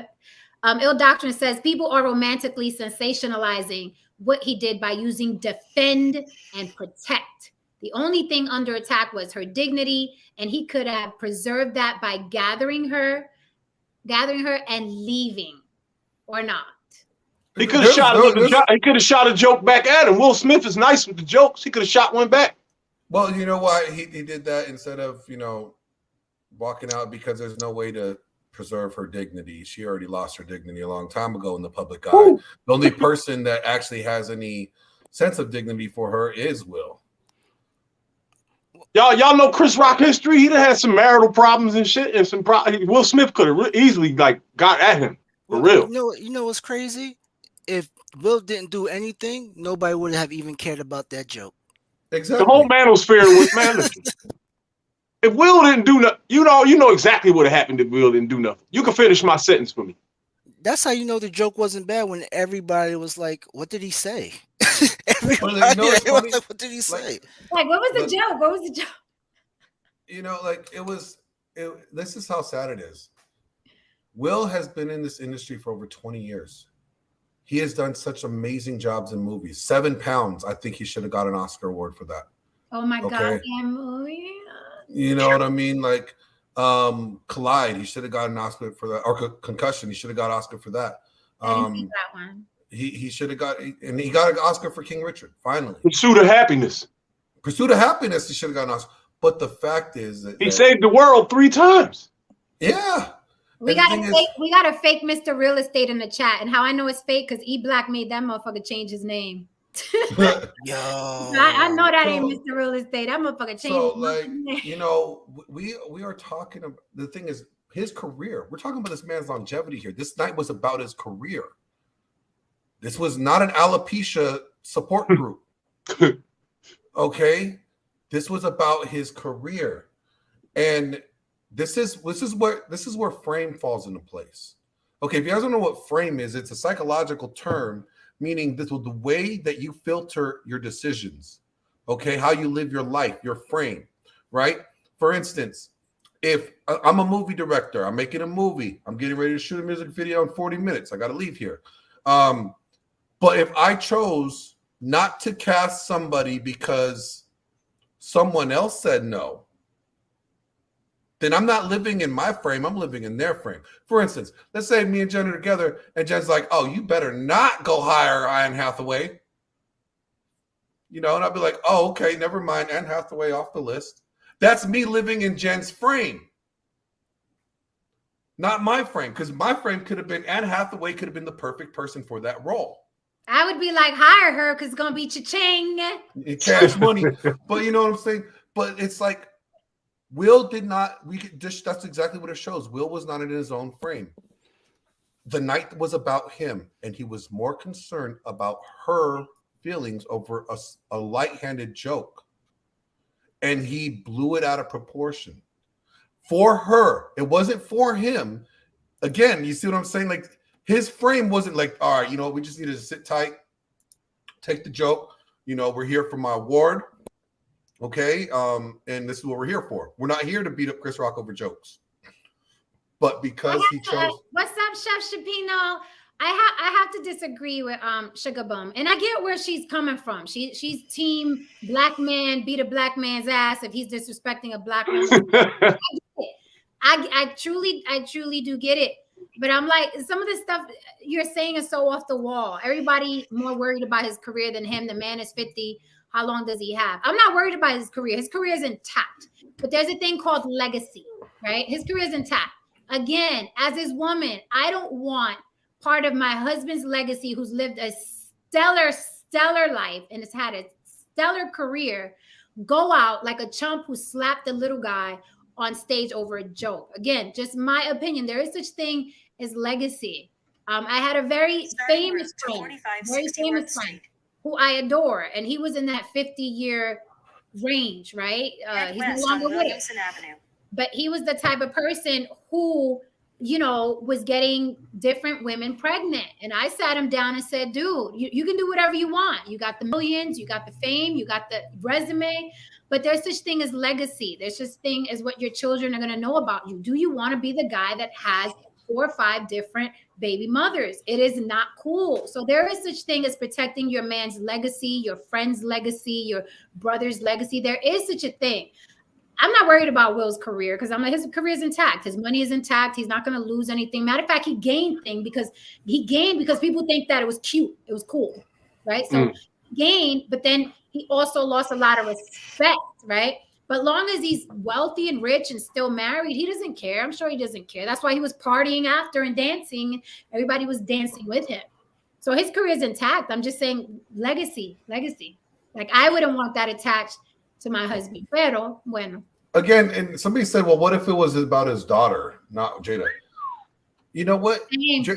Same thing. It's irrelevant. It doesn't, you could interchange the person all you want. Comedians don't have any mercy. They have no mercy at all, dog. And they're not supposed to. Everybody knows that already. Don't shackle comedians. If you start criticizing what comedians are allowed to say and scrutinizing comedians, then you have just ruined the last line of free speech that we have. Have you ever seen the Pamela Anderson roast? No, that was brutal. That was they said things to that woman. Oh my God. These roasts are really vicious. What he said to Jada is nothing compared to the shit that happens at roasts. Well, that has to happen next.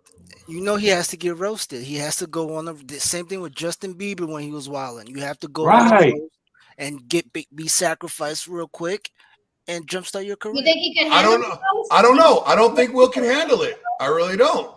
Will's the cleanest guy in Hollywood up to this point. What can they dig up on him except for Jada? That's all they can do is talk about Jada. Listen, you gotta take that. You gotta take it. I mean, you embarrass yourself. You gotta take that. Yeah. That's what's gonna happen. Well, you could always, find out that Will frequents the nude resort in Palm Springs and the things that he does. What's the address? What's the address? I forgot. I think it's like something mountain resort. I'm just saying, like, there's Will's business is out there. He just, is really clean about it. Well, let me tell y'all this. Us over here, we know that. My fault, Jen. Hold on. I want to read YouTube watchers' comment. She says, ladies, don't cheat on your husbands because the world will drag you. On the other hand, your husband will come out smell like roses. Trust. YouTube watcher, first of all, I agree with you. I think they're both toxic. I think Will and Jada have a very toxic marriage. I think that they signed up for this open thing and neither of them like it. That's what I think. Everybody is not built for open marriages, but those two, I think, are dysfunctional and it's a toxic marriage and they acknowledge it. They said themselves, bad marriage for life. What married couple says that publicly? bad marriage for life. So I That's don't blame insane. her. I don't blame her anymore any less than him. Like, to me, they're both dysfunctional, toxic, and they thought they can add other people to have sex with and it was going to be okay. And neither of them can take it. Jada looks miserable. She talks miserable. She cries all the time. Will Now is you do crying know- all the time. Like, they're always crying. Interviews, they're always crying. They're not the happiest people I've seen. They're not the happiest couple I've seen. Both of them seem very tortured. Tristan, you Their kids are batshit crazy. Why the picture? Damn. I love this photo. Oh, and the sad thing is, he still looks the same way when he was on stage. And here's the other thing: you notice that but Jada didn't console Will after he slapped Chris. Everybody else did. Yeah. Damn! If your man just stood up for your honor, don't you think you're gonna give him a little something? Didn't she congratulate him with a kiss? What, for the award? Oh, not for defending her. Well, the news made sure they edited that shit up real nice. Of course they did. But think about it, like, yo, all right, guys, if you smack somebody, if you smacked another dude, are you gonna go sit down in the chair and cry about it? Now I'm a haul ass. I'm not gonna give two shits. I'm gonna sit there and look at you and laugh. Be like, you know what I'm saying? But you're crying about it. And then now you're what? Glenn, Haran says this isn't really about Will. For most people, it's about their dislike of Jada. She is considered a whore because the narrative is she cheated, which is false. They have an open marriage and were separated. I don't think Jada Pinkett is a whore. I think she's a predator, and I think she took advantage of a boy that was 20 years younger than her, who she knew had mental issues. But I don't think she's a whore because she fucked another man outside. She could have gave me some ass, but she chose her son's friend. I think she's a predator for taking advantage of a boy who was 20 years younger than her and was going through whole shit. But I don't think she's a whore for. Could have chose me. This is the problem. I have no beef with Jada. I loved her and set it off. Okay, like, you know, she did some good shit. She said some great movies. I liked her in The Matrix. You went way back. Well, that's when I first saw her. Okay. Wasn't she Catwoman or something? No, that was Smile. No, that was Halle Berry. Don't mess that. Don't confuse the two. How dare you? That's sacrilegious. They got the same ass. My bad. Glenn said, "Do not do that." They got the same ass. I will smack you from a distance for that one. What do you think about it? Wasn't cheating anyway because they were in an open marriage, Glenn? No, this is cheating. Whether or not they were in an open marriage is irrelevant. What was cheating was she never disclosed to Will how deep and intimate their relationship was until the red table. And then that's the cheating, because she chose to deceive him and keep him from this level of information on how close they were. You know, hey, baby, where you at? It's been 3 months. Oh, you still working? Really? That sounds like August in the background. Is that him? Oh, okay. That's just the director. Oh, okay. Well, you do your movie, boo. I'll see you when you get back. No, that was a level of deception. Cheating is not necessarily this, okay? Cheating is deceiving somebody from the truth and allowing them to make a decision on all the facts. That's cheating. She manipulated the narrative and told him one thing, deceived him, and then told him the truth afterwards. Like Biden and Kamala and them did. Yep, that's cheating. Cheating is lying. Don't lie to me because you're cheating to me. That's how I look at it. So the case of the matter is, no, it's more than just, you know, the actual open marriage. That's irrelevant to the fact. The fact was that she was emotionally attached to this guy. Open marriages have open sex. They're swingers. They're like, hey, boo, you go fuck that dude. I'm going to fuck his wife, and we're going to be all cool, okay, afterwards. That's what crazy. Jada was doing was, I'm going to go fuck him, and then I'm going to go hang out with him, and we're going to play house together, and Will's not in the picture. That's different. That's a different level of cheating. I've bartended swinger parties before, and there are some dark experiences in my life. Where are these places? Oh, I bartend for rich people, dog. Rich people get busy. Listen, I got student loans. What are you talking about? Hey, listen, Jen, I gotta get out of here, man. I'm higher than I should be. What the? Hey, before I get out of here, Deathstroke, you didn't tell me that by adding all that weight that I wasn't gonna be able to brush my fucking teeth the next morning. What? That's one thing you cared.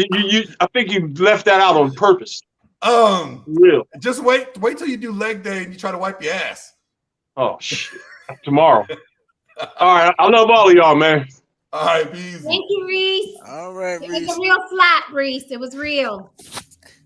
All right, guys. I'm gonna drop the link if anybody wants to come up right quick and talk about this because y'all real spicy in the chat. Y'all so spicy in the chat. Y'all throwing a lot of heat on the panel from the chat. You're so cute, chat. On? The chat is so cute. Oh, look at them. They're so cute. They don't want smoke. They don't want that smoke. Sugar Bum said, Jen, do you call the men that actively seek out young women predators? I don't know. What do you think? I do. I do. You take a guess at what I do. You guess what I do. I like people to make up their own minds. What do you R. Kelly is locked up for a reason. What do you think I think about men who seek out younger women? All right, guys. So I'm throwing the link down. Come up if you wanna. Tristan, can you go over why you got me on here preaching? Well, let's see. Now I gotta go to the message because I just talk and move on. Me too. I'm like, no, it's impactful. Damn it. We got Jabari on the panel. Jabari, I know you got something to say. You was giving us a lot of heat. I'm sorry. I just think that it's interesting. I mean, I was about to leave a couple of times. I have a low threshold for certain mindsets and behaviors, and I don't judge people for their proclivities or their positions. I believe that ignorance is bliss, and it's not our position to disrupt that when people don't want it. I think we keep, and it's frustrating because we lose, like we ignore the facts to create these own little cute narratives in our head. And irrefutable fact is Chris Rock is a comedian. Chris Rock was working. Chris Rock was there to make fun of the actors in the audience. That's why he was there. There's no getting around that. Like, I appreciate that everybody is on their I don't even care about Jada. I don't even care about Jada. Like, honestly, Chris Rock was there to make fun of the crowd. If you're sensitive when you go into a comedy club, you sit in the back. If you scared of the comedians, you sit in the back. I've been to so many live comedy shows. If you don't want smoke, you don't sit up front. I've been at a DL Hughley show. Now, DL Hughley is on another level. He'll get off stage and walk into the crowd. Exactly. Me too. I mean, you can't even feel the seats at a DL Hughley concert. Normally, that's the last seat filled because they got to make you sit to the stage. Yeah, nobody want to sit there because he's coming for you, and everyone knows it. And I said this last night, and because I'm such a fan of comedy, like I am such a fan of comedy, old comedy, new comedy, and people have been roasted. People have been roasted at it's called heckling. At the Golden. It's called heckling. No, I'm not. No, I'm talking about. That's what they're supposed to do. That's why they're there. Award shows, like they go in. If you think that little piece of joke that Jada got, that Will got offended by, you need to go watch the Golden Globes from 2020. Yep. Go watch the Golden Globes from 2020. Watch the first 8 minutes of the show, and tell me if you don't think Will was on some bitch. Excuse me, you know I be trying not to cuss on your show, Jen. That Will was on some other stuff. Like, But the man had talked about the other married couple just prior. He had talked about the married couple just prior. Yeah. So it was like, and number two, shit, he was probably putting a good idea out there for her Jada next role. Truth be told, we might be due for it. Hey, we're in the business about remixes. That's a great. I mean, remake that movie. Yeah, Jada should have been on the phone with her agent. But I mean, I just think about all the bases they would have covered. They would have covered Black women in power, in the military. Wow, that right there is a hit.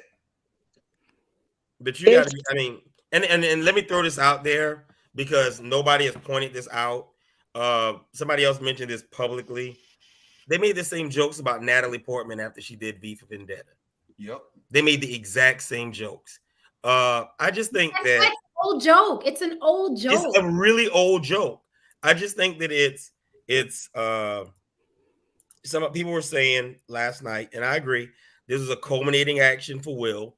I don't think that Chris was the person he wanted to slap. You know, that's, again, I said, I don't think. I think that, you know, that's a personal opinion. We've all seen people that got poked by other people, and then they lashed out at the last person whose slight was almost inconsequential. It was definitely not staged. Let me throw that out there. He wouldn't have hit Laverne Cox because Laverne Cox would have beat him down because you know transgender is used to fighting. She would have beat him down on that carpet. A lot of people. But I gotta say this before I go because we got a music video to shoot. What Will did, he stole an opportunity to make him shine, and he made him look weaker than ever. And all it did was highlight his wife's bad behavior because of her reaction. Her reaction after he slapped Chris, like the meme was out there. Tupac would have shot him. You know what I'm saying? Like she had such a it didn't even faze her. She didn't console her own man. It just shows you how divided they are. So this is not about a Will and, you know, Jada. Their body language never coordinates to me. It always looked like he's reaching for her. She never looks like she's reaching back to him in the majority of their pictures that I've noticed. But sorry, back real quick. What it showed was Will Smith defending and honoring a woman that everybody knows is not really worth defending and honoring. And if it would have been different, if the woman was of honor, I think everybody would probably have different optics to that. And the reason why we're talking about it now is because we all somewhat, to some level, agree that Will defended somebody that didn't deserve honoring. I'm not going to go that far because I'm not going to say that because they do their thing. That's their agreement. And it befuddles me that so many people are concerned with what other people do in their relationship. As long as they ain't bringing the STIs to my bedroom, it really ain't my business. I might gossip and kiki about it, but it seems like a lot of men really take stock into this. I don't know if they think maybe my woman gonna get influenced by this or whatever, but that's them grown people business. I think personally, it was a Will moment, and Jada is not the star. Let's get that straight. She's not the star. No one would be talking about her if she wasn't married to Will. And in that moment, if that's my man night, I'm gonna be smiling so hard. He would have never got that look from me that would have took anything from his stuff. Me and him could have talked about that at home. Yes. But I would have been smiling. But that did not mean he had to react that way, hitting that man. But I think it's just not about her, and in that she can't take, because she's not the star. And they both had their seasons when they will be celebrities or they got something going on, but it wasn't about her that night, and it made it about her. But his actions were still his actions. That didn't warrant nobody hitting nobody. I remember when Jamie Foxx used to come down the comedy club, and my friend and I were sitting near the stage, and her husband Trinidadian, and they made a joke about him being genuine. and she was heavy set, and they made a joke about him. He's never been back to a comedy club since then because he got actually mad, and you have to know yourself, but he didn't go on stage and pop Jamie Foxx because of it. He was like, this ain't for me. I'm not coming back to the comedy club, and everybody ain't made for that. But if something like that so small make you tick that much, because at the end of the day, you 50. You should have had better coping mechanism. And if you that stressed in your house, you need to go sit on somebody's couch and really address what's going on to that, because that's not it. And if my broke, barely above median income but did that, or my son did that, they would be in jail, because they actually don't need anybody to press charges because it was already seen. So the law can still go and enforce that. And I'm not advocating for that. I'm just saying it was a poor example for kids in the community, because if my son came home and say, oh, Mom, he was picking at my haircut and I hit him, he would be all like, no, you shouldn't have been picking. If he ain't put his hands on you, you shouldn't have hit him. And adults have to have more. And Will is seen as a good guy. So deeper conversations definitely have to be had. And that's just my opinion on it. I wanted to welcome you to the panel. Is it Koja Malik? Yeah, you could just call me Koja. Oh, hi, Koja. Hi. Yeah, so I understand what Glenn is saying. I just don't agree with it. I don't agree that you know, she's not honorable, whatever. That's for her husband to decide. Mm-hmm. I wanted to say that, like, what, you know, what I think is honorable. I understand why he sees that, and I understand why men may see that, because, oh, you're not supposed to, you know, give your vagina to anybody. But I think that the Smiths have an open relationship. Was there some deceiving in there? Yeah, but obviously it wasn't deep enough for him to divorce her. I just don't like the way she, you know, who she chose for that situation. Two things can be true. More than two things can be true. Actually, she had every right to, if they have an open relationship, to sleep with whoever. I didn't like the nature of that thing, of the position she played, because she came all across almost like, to my understanding, like a preacher. That's like a preacher hearing all your problems and seducing you. And I don't care what age that would have been. It was a position of authority. Plus, it was, from my understanding, her kid's friend. Yeah. He was in the house. You know, Will ain't never brought Eva Mendez in their house to stay as a friend to comfort. Right. And so, right. So that's boundaries. Right. That's the only issue I have. I don't care if she could have slept with 10 men. I don't care what exactly. She did. Her marriage, that's her business, his business. I don't like that she comes off like a very, I'm a matriarch. I know this, I know that. All the while, you know, you're throwing it on some kid that you knew was vulnerable, that you knew was your son's friend, that you knew had issues because he has no parents and he's raising his siblings, that you knew, you know what I mean, didn't have the wherewithal to like say no to you. You're Jada Pinkett Smith. You know what I mean? You're a goddess to him. And I think she took advantage of that to spite her husband. That's my opinion. Not only that, Jada Pinkett Smith has her pick of the litter. She could have chose any guy in Hollywood that was a grown-ass man. She chose, in my opinion, to be a predator of someone 20 years younger than her who was vulnerable. If he wasn't vulnerable and he wasn't going through what he was going through, I'd be like, fine, so you're a cougar, great. But she knew that dude's situation. She brought him into her home as, I'm going to help you in your situation. And that's not how it turned out. She ended up grooming him for sex. That's how I see it. So that's the only issue I have, because I don't believe in sleeping with men that are that much younger and are vulnerable and are looking for a mother figure and are raising their siblings up. That's the only issue I have with her. I don't care if she slept with 100 men. You know what I mean? It's what she did in that situation, knowing that was Jada's friend, which is also humiliating to him, because now the world knows your mom smashed your homie. Like, that's the But they have inappropriate boundaries. They have a problem with appropriate boundaries. I think her mother was on meth or heroin or something. Right. So there's definitely some boundary issues kind of with Willow in the bed with that guy. So it's a lot of stuff that have come down from the old days that we don't like to talk about, inappropriate boundaries and a whole lot of stuff, predatory behavior.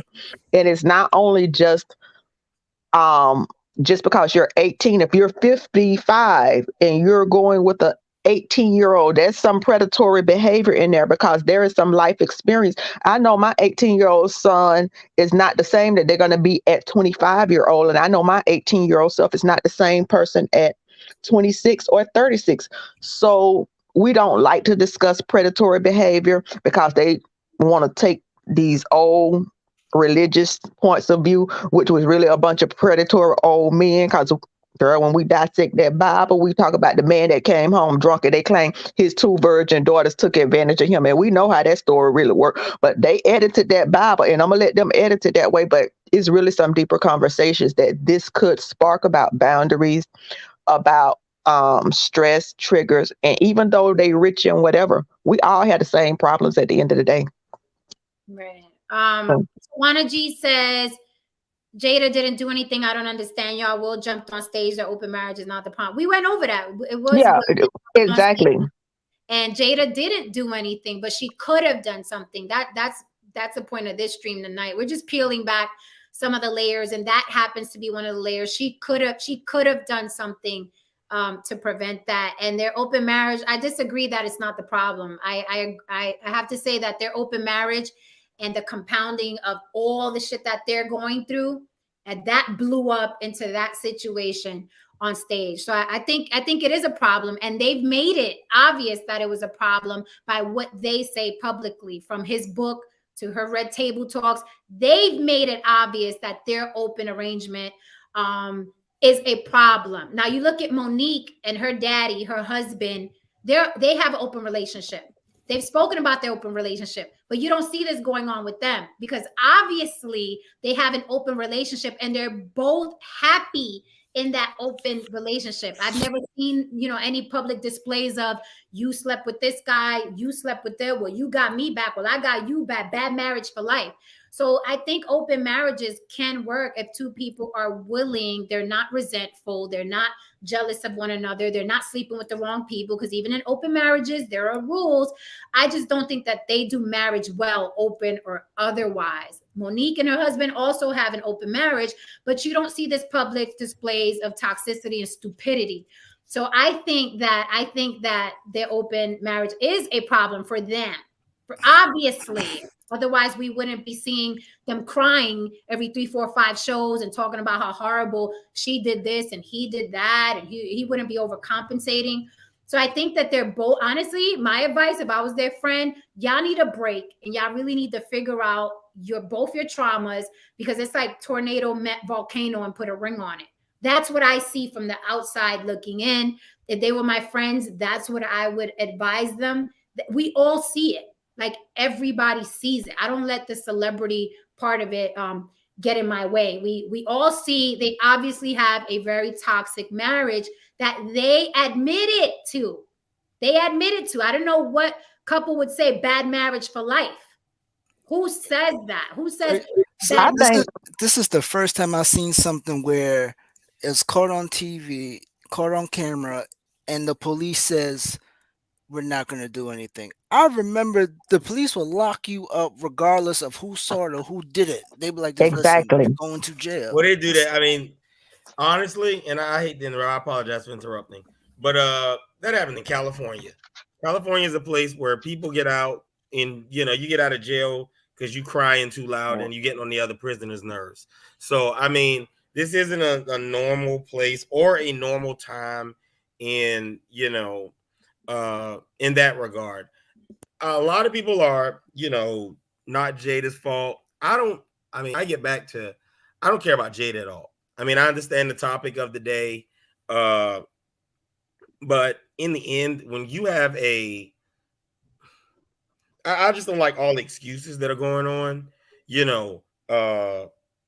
will this and will that. And if it was somewhere else, it wasn't. It wasn't somewhere else. The same way Jada didn't get up on stage and hit Chris Rock, it wasn't somewhere else. It was a place where you go as an actor to be roasted. I mean, actors get roasted there.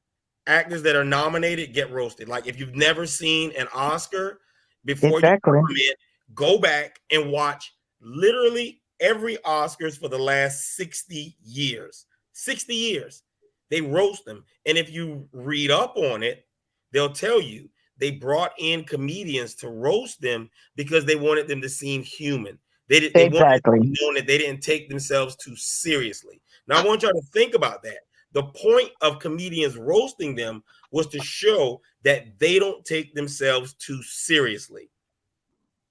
And he did the exact opposite. He did the exact opposite. It was a bad look for Mr. Smith. You know, he's still, you know, King of the 4th of July, always will be. Nobody will ever take that title from him. You know, I saw Independence Day like 6 times in the theaters. You know, that's mad long. I have a question. They say it was this article about her coming out about her alopecia. Now, before then, I don't follow Jada. I don't listen to Red Table Talks other than August Alsina. Didn't that article just come out recently about her alopecia? She recently was on Instagram, and she spoke about, hey, I got a line of alopecia here. Maybe I'll just do a crown for myself and wear that. And then she did another Instagram video where she says, I don't care what people say about my bald head, it's whatever. And then all of this happened. That's just weird because I remember getting something in my feed about it, but I never clicked it.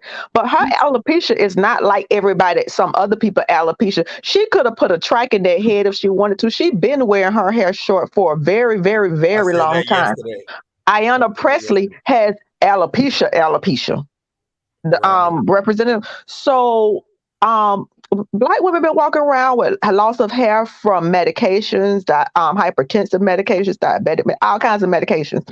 So I didn't really even know that she had alopecia, but it's a normal thing. I mean, it shouldn't be. But if you have never talked about the issue on Red Table Talks of how Black women are criticized for our hair choices, and now you're getting your Black woman wake-up call, what you feel like is your Black woman wake-up call because they talked about your hair, I don't feel like you got a dog in the fight because you should have been.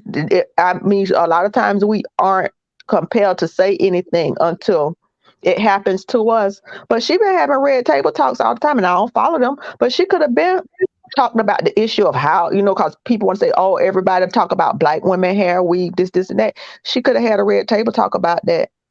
Yeah, I just don't think that that's what Chris Rock was doing, and I think I don't think he did. He know. He didn't know. I don't think he knew. I think he's taking it out of context. I don't think, but it's funny that I know Black women were triggered by that joke, obviously, from what we see online. But I don't think Chris Rock's joke was the same thing as telling a woman you can't wear dreads in corporate America. It was not the same thing. It was exactly. It was a joke, a comparison to a movie, because the actress in the movie had a buzz cut. You're so vain. You probably think it's about you. And this is my thing. Chris Rock is a rich man. I don't see him sitting around other than the August Alsina watching Red Table Talks. And I didn't know about her. When I saw it, I didn't click her. Cause a lot of people did not know about her alopecia because her alopecia is so mild. We didn't know. She had a buzz cut. My daughter cuts her hair the same way, that low. That's my haircut. Last year I was that way, a couple of millimeters, not even centimeters away from her. So the thing is, she's so vain. She probably think this song is about her, that everybody knows her business, baby. We don't follow you like that. So Will is the star. You aren't the star, and you weren't the star that night, but she made it about her. I would have never took my man shining. I'm gonna hop off, but I think she was thinking too much of herself. And maybe that man didn't know her business like that. Cause how many men listening to her Red Table Talks like that? I used to watch Red Table Talk, and I didn't know about the alopecia. I had to go on her social media, and I went to her Instagram. I was like, let me see what this alopecia thing is. And there's a video of her saying, look, I have a line here of alopecia. And I was like, okay, that's why I never noticed, because she has hair everywhere else. So it's not like it was known. I think Jada thinks when she goes on Instagram, it reaches the whole world. It's a global stage when Jada says anything.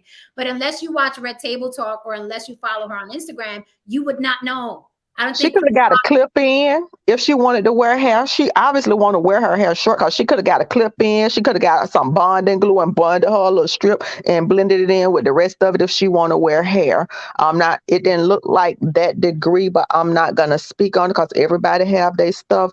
But I think she thought too much of herself to think that the whole world knows she has alopecia. that. And Well, I'm gonna drop now down. everybody knows. Can I make a comment about her hair? A brief comment, not Thank in you any so way much, detrimental. Koja. I just wanted to say thank you so much, Koja. Please come back. You were a joy on the panel. And Alicia, what's good? Jabari, what were you saying? Jada's worn her hair short since A Different World, or Jason's lyric. I mean, Jason's lyric. Like, I don't remember her having her hair was short in Low Down Dirty Shame. Like, she wore short hair. Like, she's done multiple movies with short hair. She goes out with short hair. Like, I didn't even notice. Like, honestly, I barely noticed that her head was shaved completely. And that's when I saw it before I saw the joke, because she wears her hair so low anyway. Like, I don't know. It was and I'm gonna get off because I think I think we're looking for reasons to justify bad behavior. We are. I mean, that's I think that it all boils down to that. We're looking for reasons to justify bad behavior.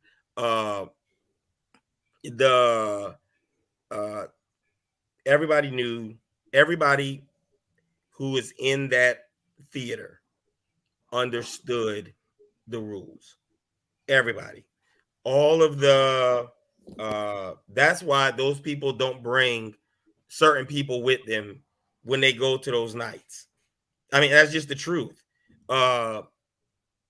It's a people who have private people who have spouses that aren't in the public eye don't bring their spouses a lot of time to the Oscars, to the Grammys, to those award shows, because anyone in the audience is open season. And they all know this. They all know it. It's like going to a comedy show and sitting on the front row with a big yellow, with all yellow on. I mean, you're going to get clowned.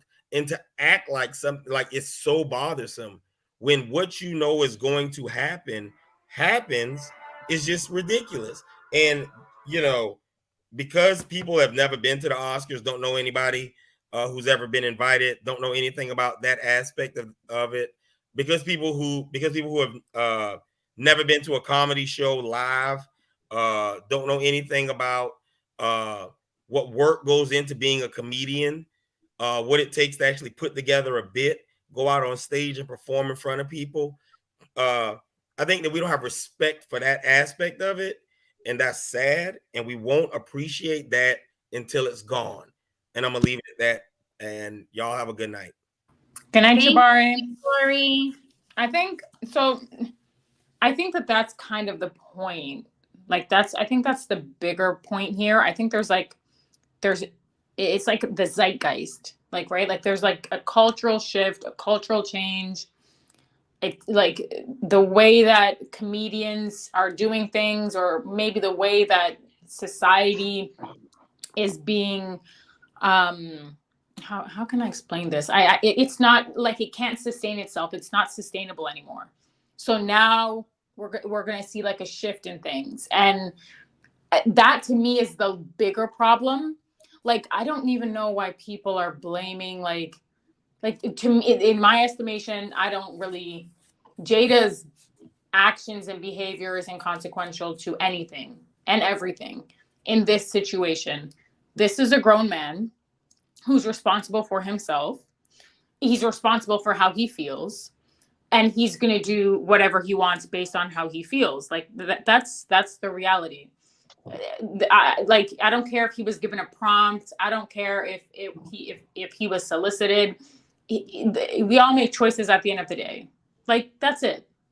That's it. We don't need to make excuses. We don't need to justify. And a lot of people, I hear them saying, oh, they had a human moment. It was a human moment. And I get that. I do get it. But it's like what Jabari was just saying. For me, growing up, Jada was always synonymous. Like, her look, her brand was always synonymous with short hair. And I always thought that that's how she looked best. Like she looked best that way. I always loved it. I wish that I had the humor. I wish that I had the confidence to pull it off, but I have a weird shaped head. Like that's the reality. So, but at the end of the day, I had no idea she had alopecia. I thought that short hair was her brand. She kills it. So the likelihood of Chris knowing, I mean, a lot of people didn't know. So I think that the joke, like people are like, oh, the joke is insensitive. The joke is this, the joke is that. A joke is a joke. The joke is a joke. So now we get into sort of like this moral gray area where if someone makes a joke, you don't like it, you now have the right morally to slap them. When you know, every legal precedence has been set that says, hey, if you do that, there's a consequence. There's a consequence. Like you can't just do anything you want to do. And I understand, you know, comedians are controversial. Comedians are habitual line steppers. You know, that's kind of their purview. I get that. But it's like you can only have one thing or the other.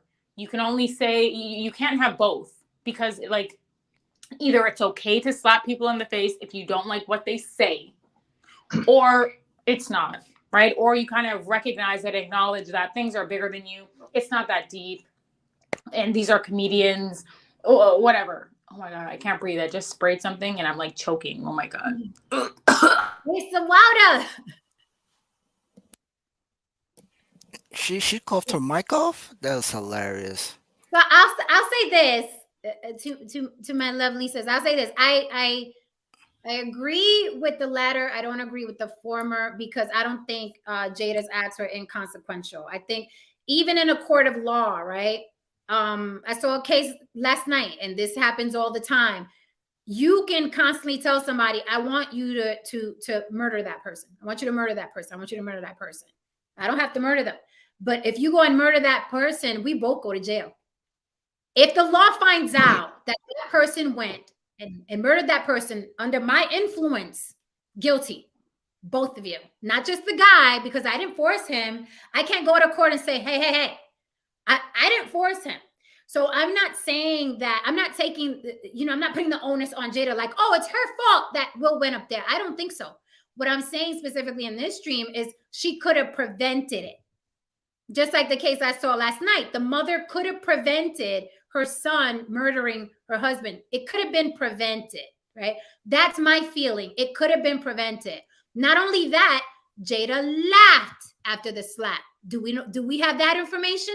Jada laughed after the slap. She wasn't sitting there like, oh my God, babe, you just committed a crime, an assault at the Oscar stage. Oh my God, babe, I'm nervous. I didn't know you were going to do that. She laughed after the slap. So we keep trying to make her this wilting flower, this victim, right?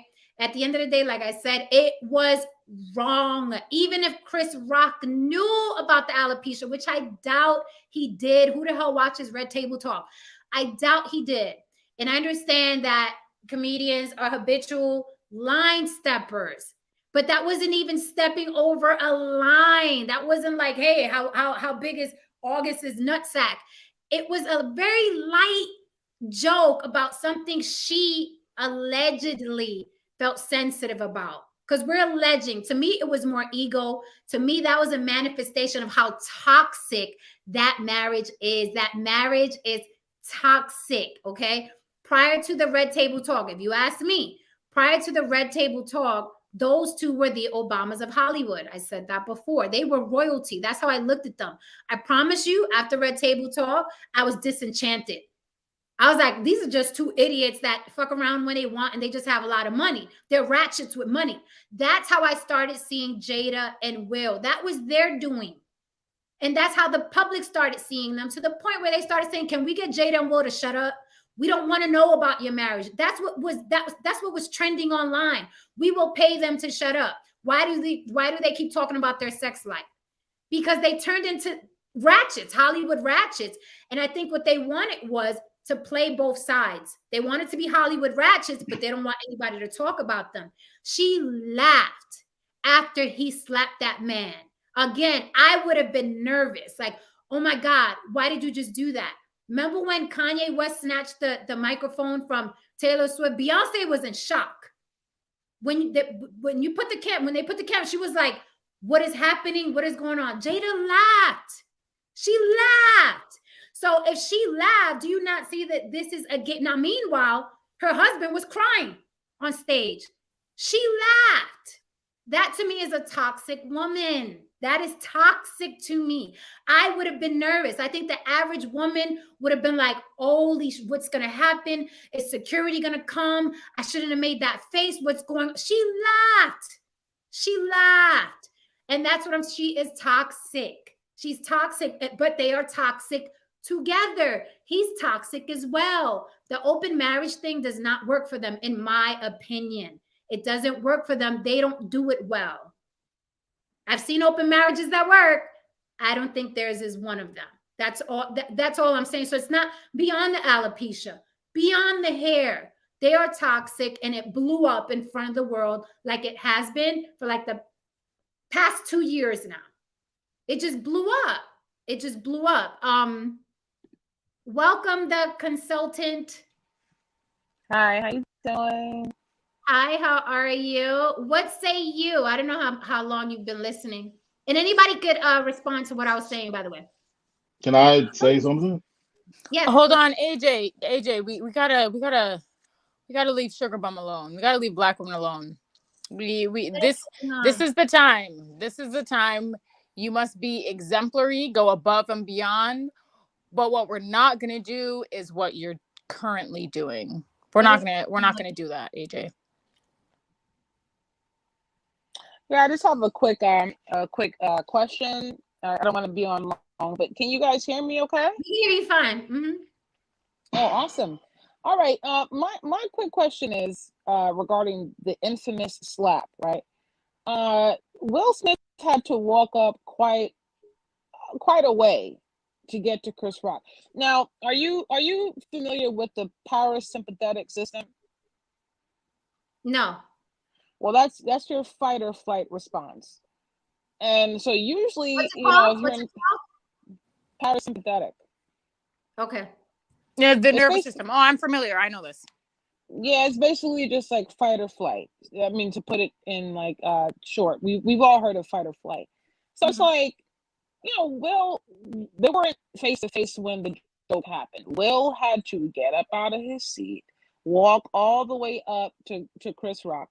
And Chris Rock did not have any of the normal reactions. He didn't back up, run off. He also didn't fight back. He literally stood there and gave his face to a slap. And my it's ridiculous. My whole thing, why I'm saying that is like, people say it's staged. I don't know whether it is or it's not, but he did not have a normal response to watching a threat come up to you, because it was not a part of the plan for him to walk up there, was it? If they're doing the Oscars, it's not like he was walking up to grab an Oscar in that moment. Why else would he have been walking up there, and why didn't Chris Rock notice something was wrong when he was walking up? Well, to answer your question in short, like, we're assuming that Chris thought he was a threat. I don't think Chris thought he was a threat. I think everybody was shocked by it. And then he showed afterwards, he was very shocked and thrown off. He couldn't even get his lines out. So he reacted after. You have to think, like, this is the first time something like this has happened. I understand fight or flight, but if I see somebody that's familiar to me, if I see a coworker and I say a joke, and then it's like I see the woman coming up to me and we've never had an altercation or some sort of argument before, I'm not thinking fight or flight. I'm thinking fight or flight if I'm ready to fight and I'm saying something, hoping it provokes you to step to me. Then that's different. Then I'm fight or flight, you know what I mean? But Chris is up there telling jokes. I don't think he knew what he was going to do, because none of us knew. Nobody knew. I agree. It caught us all by surprise, but here's the thing. It was out of context for him to walk up there. Remember that the Oscars are pretty much rehearsed, right? Like, they have a script, they know what they're going to do. It's so out of place for Will to have walked up. And if you watch Will walk, he had pep in his step. Like he was walking and swaying, and then he pulled back, he cocked back like it was a gun, his arm, to slap him. And the whole thing about it is like it just felt strange that Chris Rock did not respond in any kind of way to Will walking up there. It was just not a part of the normal experience in the Oscars, and it's not Chris's first time in these environments. There's such a thing called shock, though. I mean, well, when you're in these kind of situations. Are you saying it because you think it was staged? Is that what it is? No, I'm not. I'm not exactly. Here's the thing. To be honest, if anyone says it's staged or not, we don't know. All we can do is speculate, and that's what everybody is doing. So I'm not even going to attempt to say what it was or wasn't. All I'm saying is that it's strange that Chris Rock sat there and accepted it. I understand the shock factor. I do. And people freeze up. I understand that too. So maybe that's what it was. Maybe he froze up. I just thought that was just really strange that he sat there and just ate that slap. I don't think he froze up. I just think he kept it classy because you can't act like an N-word in front of the world. So he took the slap. He was like, oh, okay. And because Chris Rock paused and thought about it, because he was going to hit him back, because he had his fist boiled up. If you look at the still photo, I'm like, he was going to hit him back, but he's like, oh no, he's like, oh, Will Smith just slapped me. So to me, I just think Chris Rock did the right thing by not responding the wrong way. I said Will Smith knew that was a sucker move because I never seen in my life where you hit somebody and you walk away. You're not gonna hit me and walk away. Unless you know you're gonna get away with it. But I've seen people hit a lot of times and not do anything about it. I've seen it happen with women. I've seen it happen with men. I've seen it happen when a person I'm not gonna fight you. Like I can't fight you. So I've seen that happens often. That happens often where someone's like in shock. Like, this person usually that's after. Usually that's after. No, I'm talking about. You can be shot. You can be shot and actually just stand there and just be with a blank look on your face. After. That's what I'm saying. What I mean? You can be stabbed. You can lose a limb and not even know, and just stare off into space and not notice until someone says exactly. So when you see the look, even if we say here that, okay, let's just say that it was staged and let's say that it was for the cameras. There's certain things you can't recreate unless it's a real moment. And to Jen's point, the look on Chris Rock's face. No, he's not. We've seen his movies. Okay, we've seen his movies. All right, you know what I mean. And if you saw the look on his face, that's what I was waiting for. I saw the look on his face. I know shock when I see it. If you know shock when you see it, then you're like, yeah, that shock, that blank, pupil dilated look. What am I going to do next? Body frozen. That's shock. You know what I mean? If he just sat there and looked casual, I'd be like, okay, yeah, that was staged. No, I hear you 100%, and that's why I'm not speaking as to whether or not it was or wasn't, because it really could go either way. But you guys are all talking about the after a person is assaulted, like if you're shot, if you're stabbed, adrenaline is already kicking in. It can affect your ability to respond. But I mean, this is just psychology, like it's fight or flight. Someone put in the chat, fight, fright, or freeze. But I went to school for psychology. Freeze was never a part of the dynamic. It was fight or flight. You look it up right now. After the fact, yeah.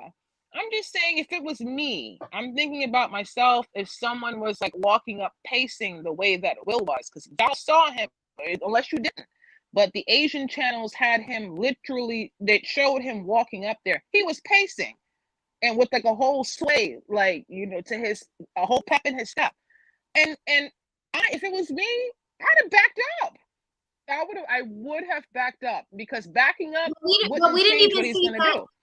I gotta disagree. We didn't even see Taylor Swift backing up. We didn't see Jay-Z. We didn't see Jay-Z and Alicia Keys backing up when Little Mama jumped on stage. You're not expecting while you're mid-performance that someone's gonna come up and strike you. You're in front of an audience. You're thinking about lights. You're thinking about when was that?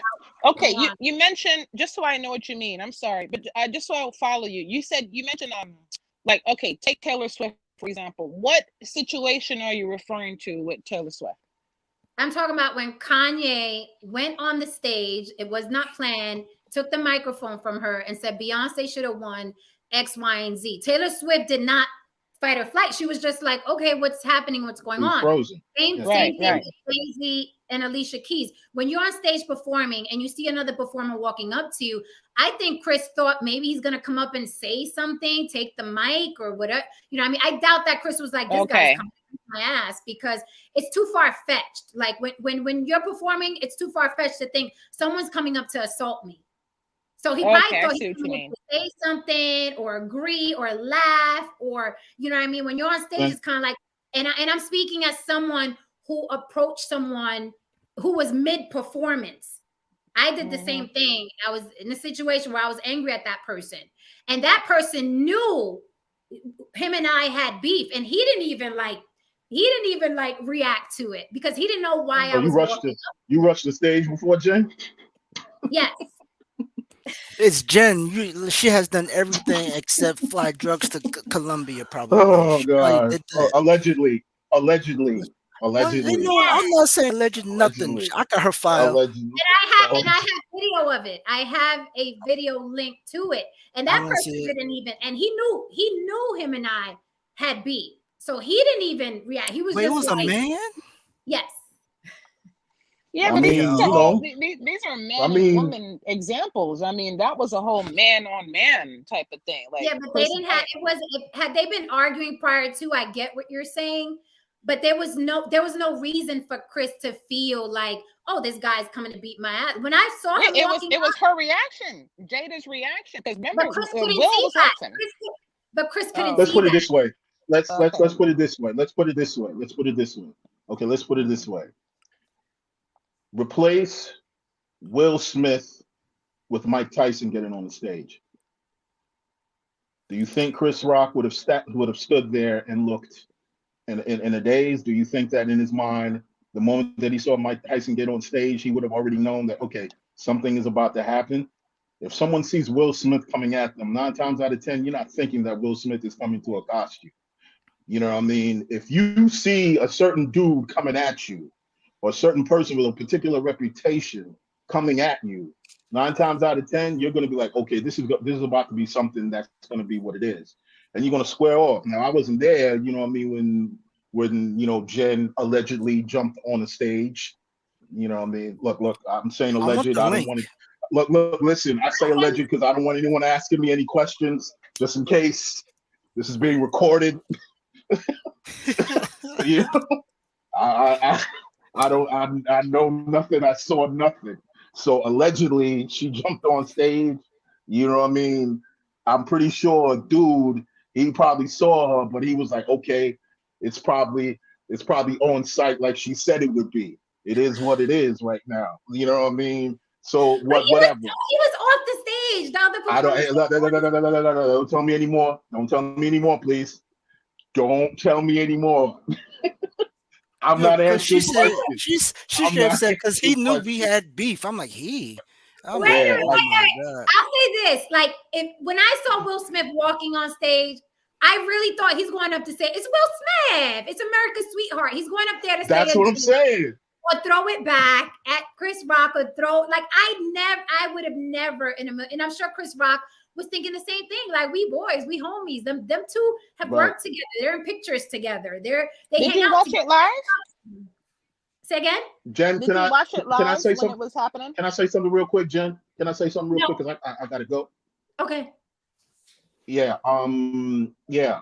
First of all, you know what I mean, I already said where my stance was when I was on Tawana's page. You know what I mean? But in terms of for the men, for what will happen? No, I said Tawana G, so people know. Tawana G, excuse me. You know what I mean? But in terms of what a lot of men aren't really blatantly saying, and I really gotta put it out there. I really gotta check a lot of, you know what I mean, a lot of opinions that I'm seeing on this and what this is really about. This is really not necessarily about Will. This is really more so about Will jumping, you know what I mean, out the window for a quote unquote 304. That's really what this is about. I mean, there's a lot You of know what I'm layers. saying? I mean, you know what I mean? No. There are a lot of layers to it. But what I'm saying is that I see a lot of dudes actually, you know what I mean, saying that and blaming her and calling her whatever names and saying that she's a dishonorable woman and so on and so on and so forth or whatever, what have you. And she doesn't deserve protection because she's this, because she's dishonorable, because she did this. And there's a lot of things, you know what I mean? There's a lot of things connected to that where, you know what I mean, a lot of men aren't really discussing that. And, you know, I don't really think that it's really the really space to really sit there. And first of all, that's not your wife. That's not your wife. Number two, a lot of you dudes and jumped out the window for a lot of chicks you had no business jumping out the window for. Let's just keep it 100 with that. You know what I mean? Myself included. I have been jumped in Facebook groups because of Jen. I agree. You know what I mean? Like, you know what I mean? I've you know what I mean? I've jumped out a window or two, you know what I mean? You know what I mean? For, you know what I mean? In a situation that I really shouldn't have been in, you know what I mean? My 20s, but it is what it is. But at the end of the day, what I'm saying is that her reputation and character, let's put it this way. Since we're dealing with the what if model so much in this situation. There's a lot of what ifs. You know, okay, so what if she was docile, you know what I mean, so-called fit, feminine, and submissive, so on and so forth, the quintessential pick me, as they say, and the joke was made by Chris Rock and Will did nothing. How would men feel about that? Would they say that, oh, he should have protected that woman? And if he did something, would they have protected Will? Would they say Will should have did that to protect the honor of that great, you know what I mean, black woman who is a prime example of what a black woman should be, blah, blah, blah. You'd have heard a whole bunch of different things, you know what I mean, if she was a particular kind of woman. Another thing, though, that really irks me and bothers me, and I said this in the chat, and I just don't like it, you know, is immediately one of the things that I was saying, well, if it you know, I was hearing like, well, if it was a white comedian, oh, we're doing it on a white stage, we're doing this, and I'm just constantly hearing white. You know what I mean? I'm not one to sit there and worry immediately about the opinions of whites in this particular situation or any situation. You know what I mean? I'm just not about that. You know what I mean? Constantly worrying about their opinions in that situation. It's kind of like saying, okay, well, if he was white, he wouldn't have did this or he wouldn't have did that. It's kind of like saying your mother says, well, wait till your daddy comes home. And children feel fear because the father represents some sort of, you know, the father represents authority. The father represents consequence.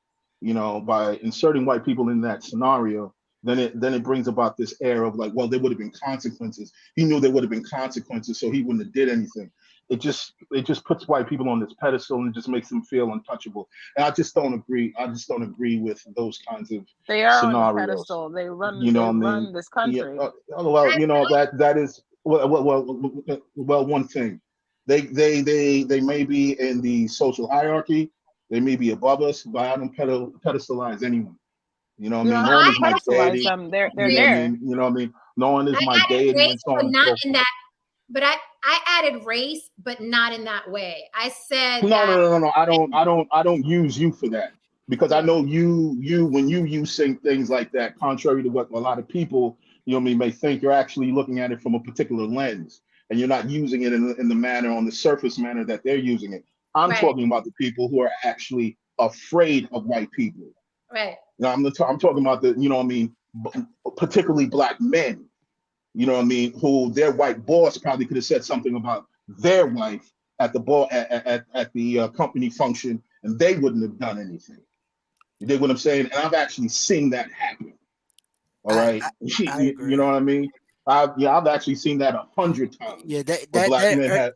I'm sorry. I said that irks me when I'm walking and you just see black men walk around a white person. I said that motherfucker in your way. What is you doing? And that's just the whole thing. And that's just the whole thing. I don't Like like people whisper around me because white people around. I purposely say, "What? I can't hear you," and they're like, "No, because you know such and such." I was like, "I can't what?" and that's just the whole thing. I'm just not about the white gays, Jen. That's one thing you'll know about me now. The motherfucker white gays. I'm not about that. If we're going to talk about what he did, what he did, you know what I mean? If we're going to talk about what he did and she did, let's talk about that. But I'm not sitting. I'm not here to entertain how white people feel. Well, you know what I mean? What Mr. Charlie gonna do now? Like, first of all, let's put it out there, okay? Just in case you don't know, Will Smith allegedly is a Scientologist. He's not going anywhere. Scientology, you know what I mean? Scientology owns Hollywood. You know what I mean? He's not going anywhere. He's going to be okay. They might rebrand him here and there, and so on and so forth. But you know, if Louis C.K. can come back and make a buck, I'm pretty sure Will Smith can come back in some capacity. I don't think his career was ever in jeopardy, even without Scientology. No, he's not. You know what I mean? I don't think he's okay. And even if is there money? You know, he takes a hit from it. He's what is he worth, Jen? Like 300 mil, like 350, something like that. He like somewhere. He's okay. He's good. Worry about you. You know what I mean? You know what I mean? Worry about you. Worry about the community. Or you know what I mean? Let's worry about that. You know what I mean? And worry about the fact that the white gaze is one of the main reasons why you're afraid to actually do anything in the community. You're afraid of the white gaze. But that's another topic. I'm not gonna, you know what I mean, ramble on, or I'm not gonna, you know what I mean, move into another section. Thank you very much, Jen. You know what I mean? Until next time. You know what I mean? I'll see y'all later, man.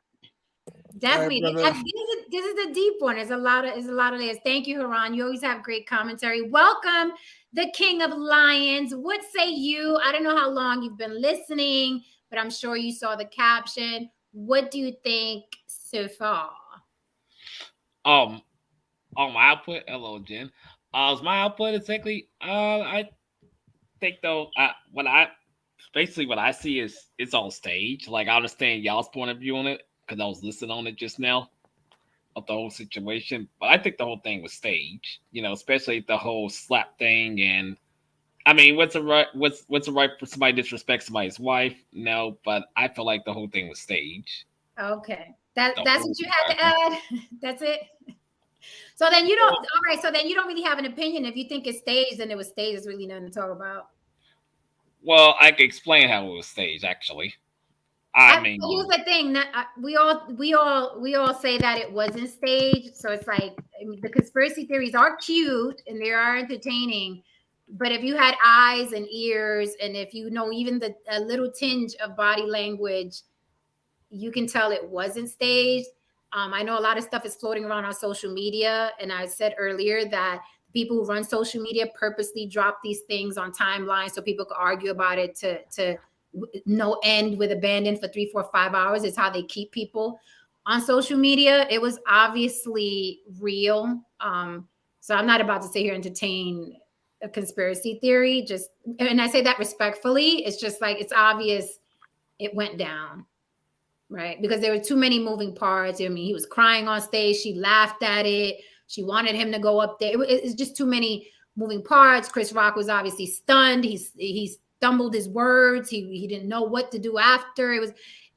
There were a lot of parts to it for it to be staged. So it's like, I don't want to entertain that. No, I get what you're saying. I mean, I understand on both ends, exactly, but also, I think people making a huge deal for this. It's like they just taking things out of context and not looking deeper into the situation. They just, oh, well, Will did this, Chris did this, he disrespected, like, you know, they're not looking deep into this. They just go by, they're going by a reaction from the outside. I'm looking from the inside of it. They're going from the outside. You know, right. Yeah. I said there's so many layers to it. There are a lot of layers to it and ways it can be dissected because there's so many parts. You know what I mean? There's so many parts to it, from Hollywood all the way down to the little viewer on the couch that was watching. Yes.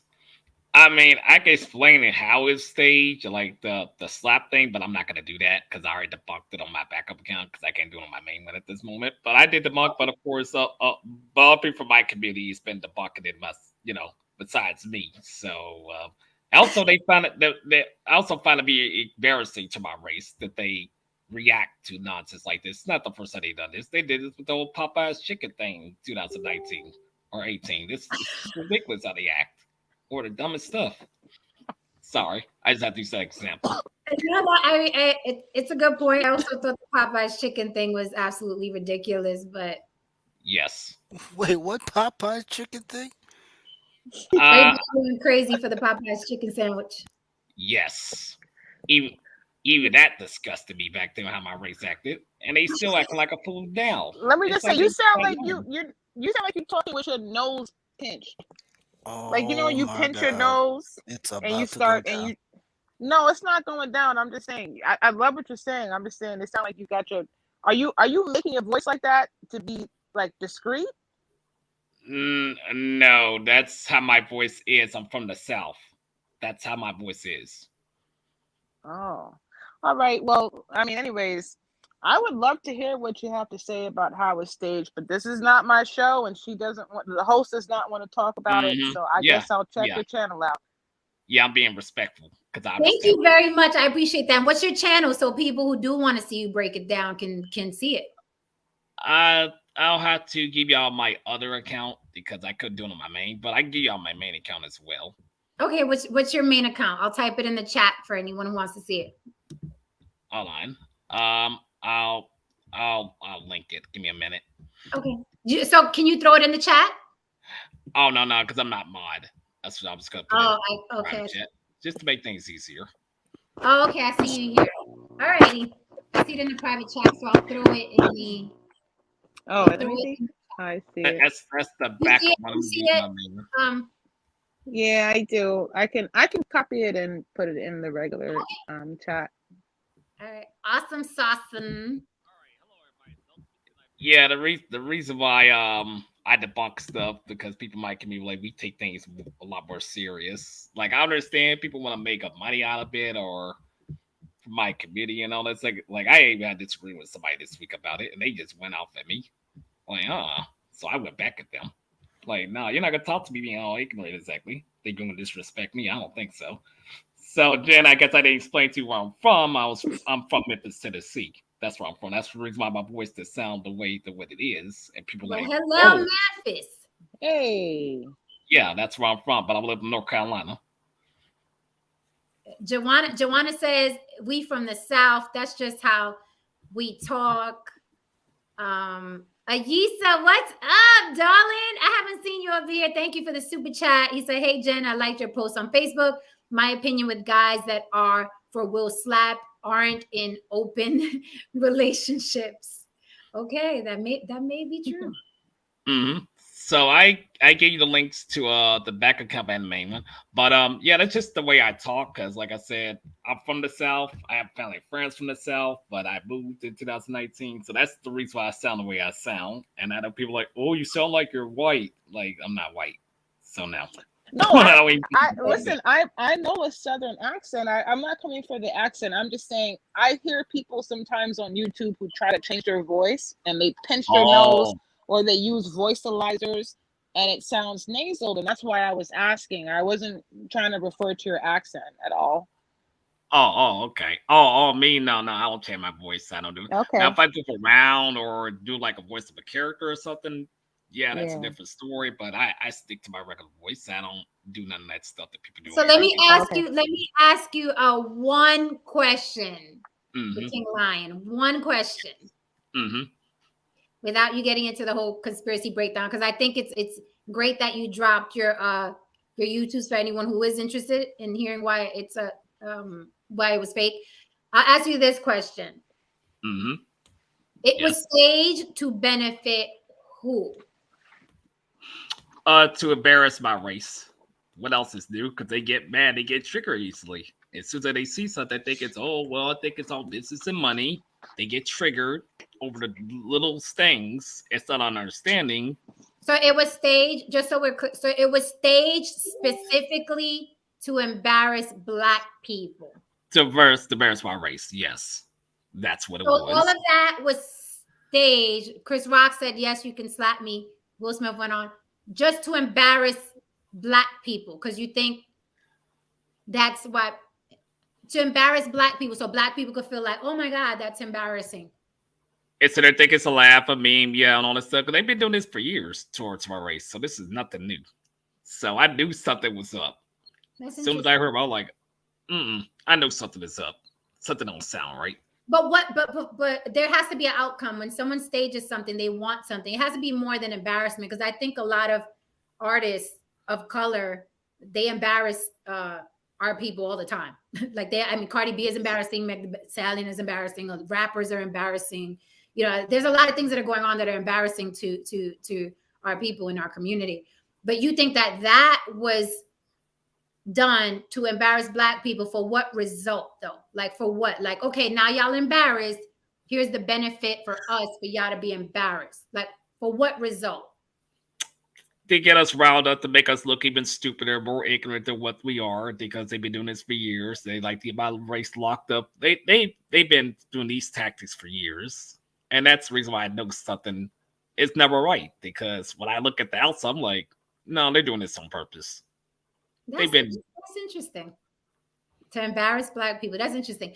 Thank you so much, Ill Doctrine, for the super chat. Let's do a super chat break. Ill Doctrine says, I'm trying to change. I'm trying to be a shepherd and not the tyranny of evil men. My eyes too bad to thread teeth together anymore. I'm beginning to think she doesn't like them anyway. No, I don't think we like the teeth necklaces. No. Can I ask you a quick question?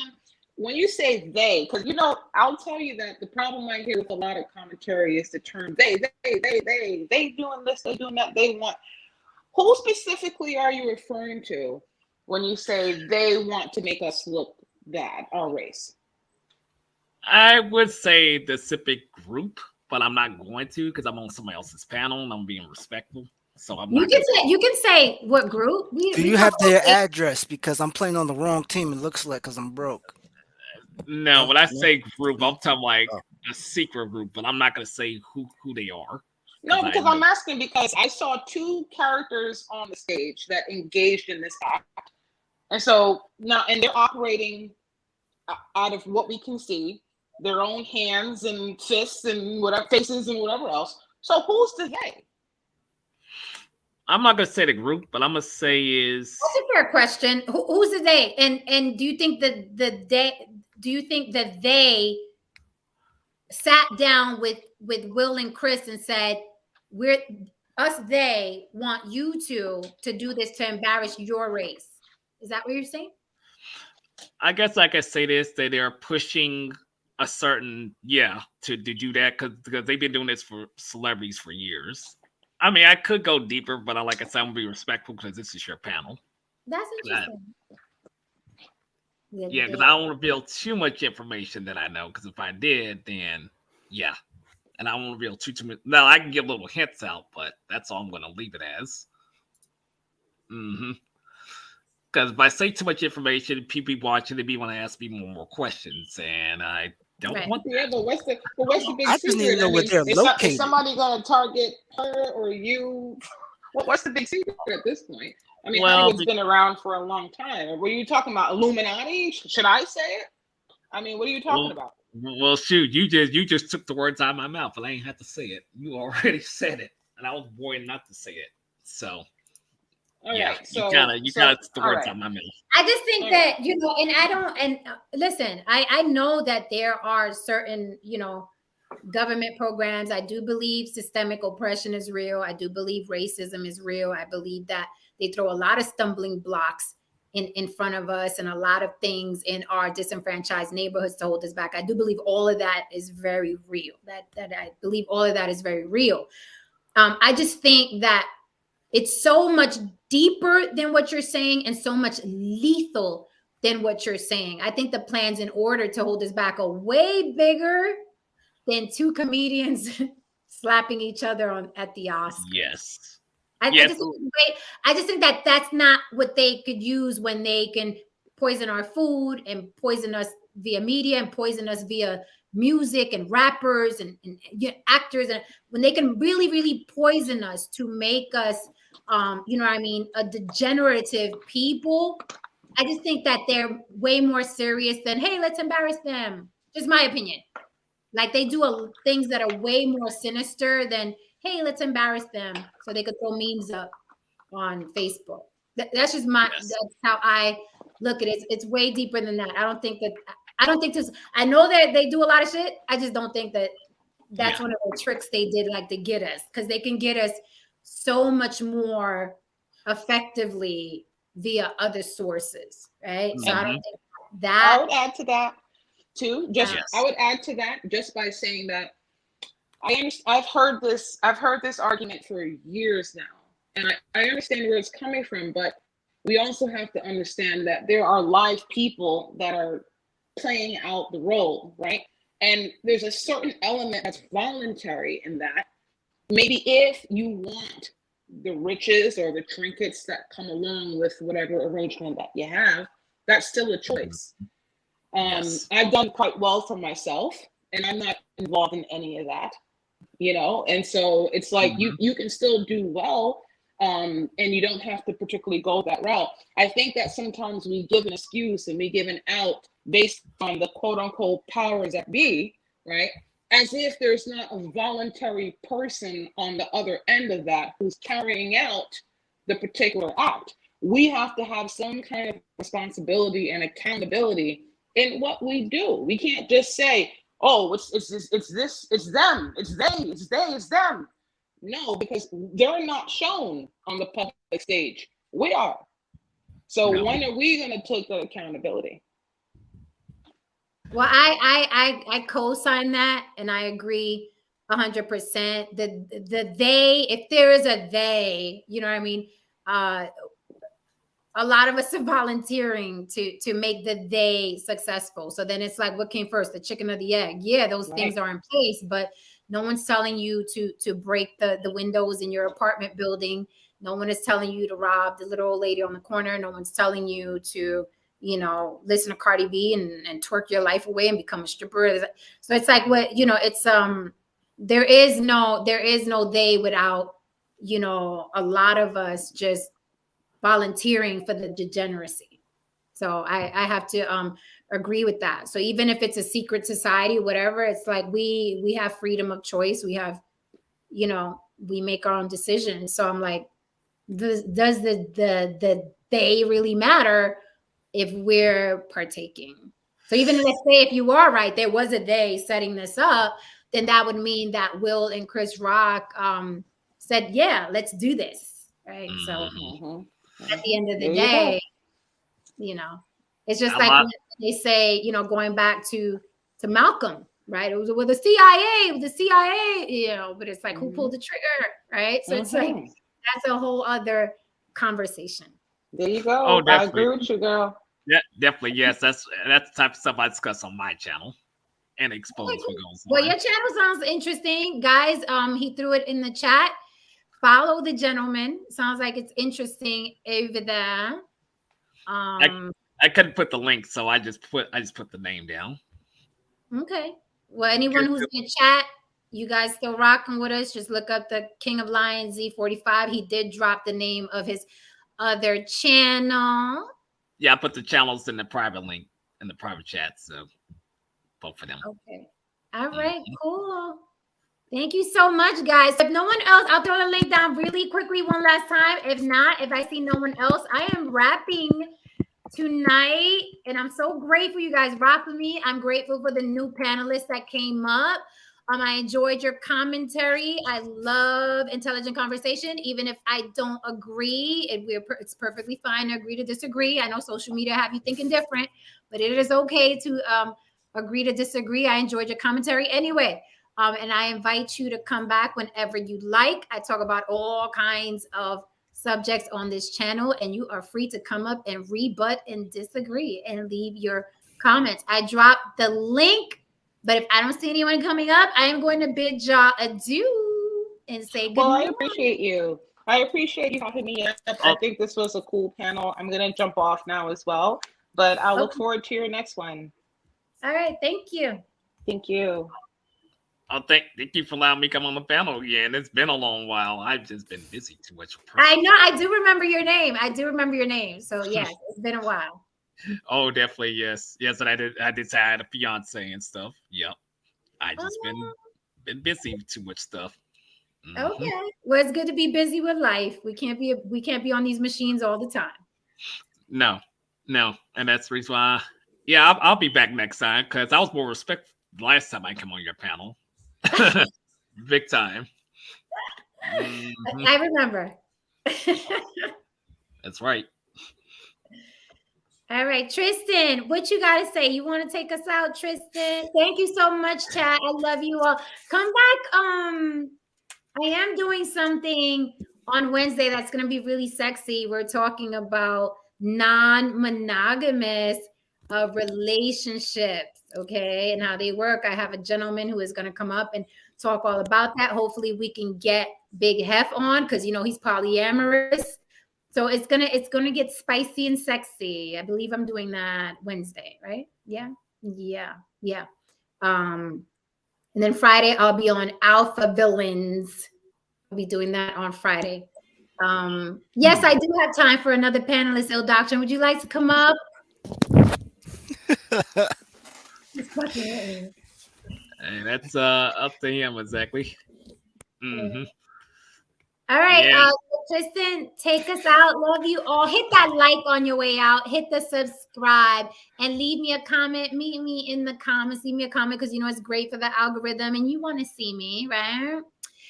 So hit me with a comment. I don't care if it's an emoji. Leave an emoji in my comment section. That's good too. So hit that like on your way out and the subscribe. And I'm gonna have some good, really interesting shows. I'm doing I didn't know STD week was like the first week or second week of April, but I do have a woman who has herpes, and she's gonna come up and talk about all about herpes and her life before and after herpes and what happens now. Yes, I told you I'm gonna keep it interesting on here. And she wants to come talk about it. So I am going to let her talk about it. So it's going to be something different. 1 in 4 people have some form of herpes. So you may want to tune in, even if it's as a reminder to, you know, wrap it up when you're having random sex with random people. Wow. Yeah, it'll always be interesting on the block. It'll always be interesting on the block. Joanna, I got you. Ken Brisbane. You mean on YouTube? Ken Brisbane on YouTube. I never heard of him, but if he's on YouTube, I will check it out right after I log off here. All right. All right, Tristan, take us out. Mama, okay, because Mama is tired, I'll keep it short. To everyone, do not forget when you give out your love, do not forget that you are special of receiving love as well. All right. I love you all. Class is dismissed. Good night, guys.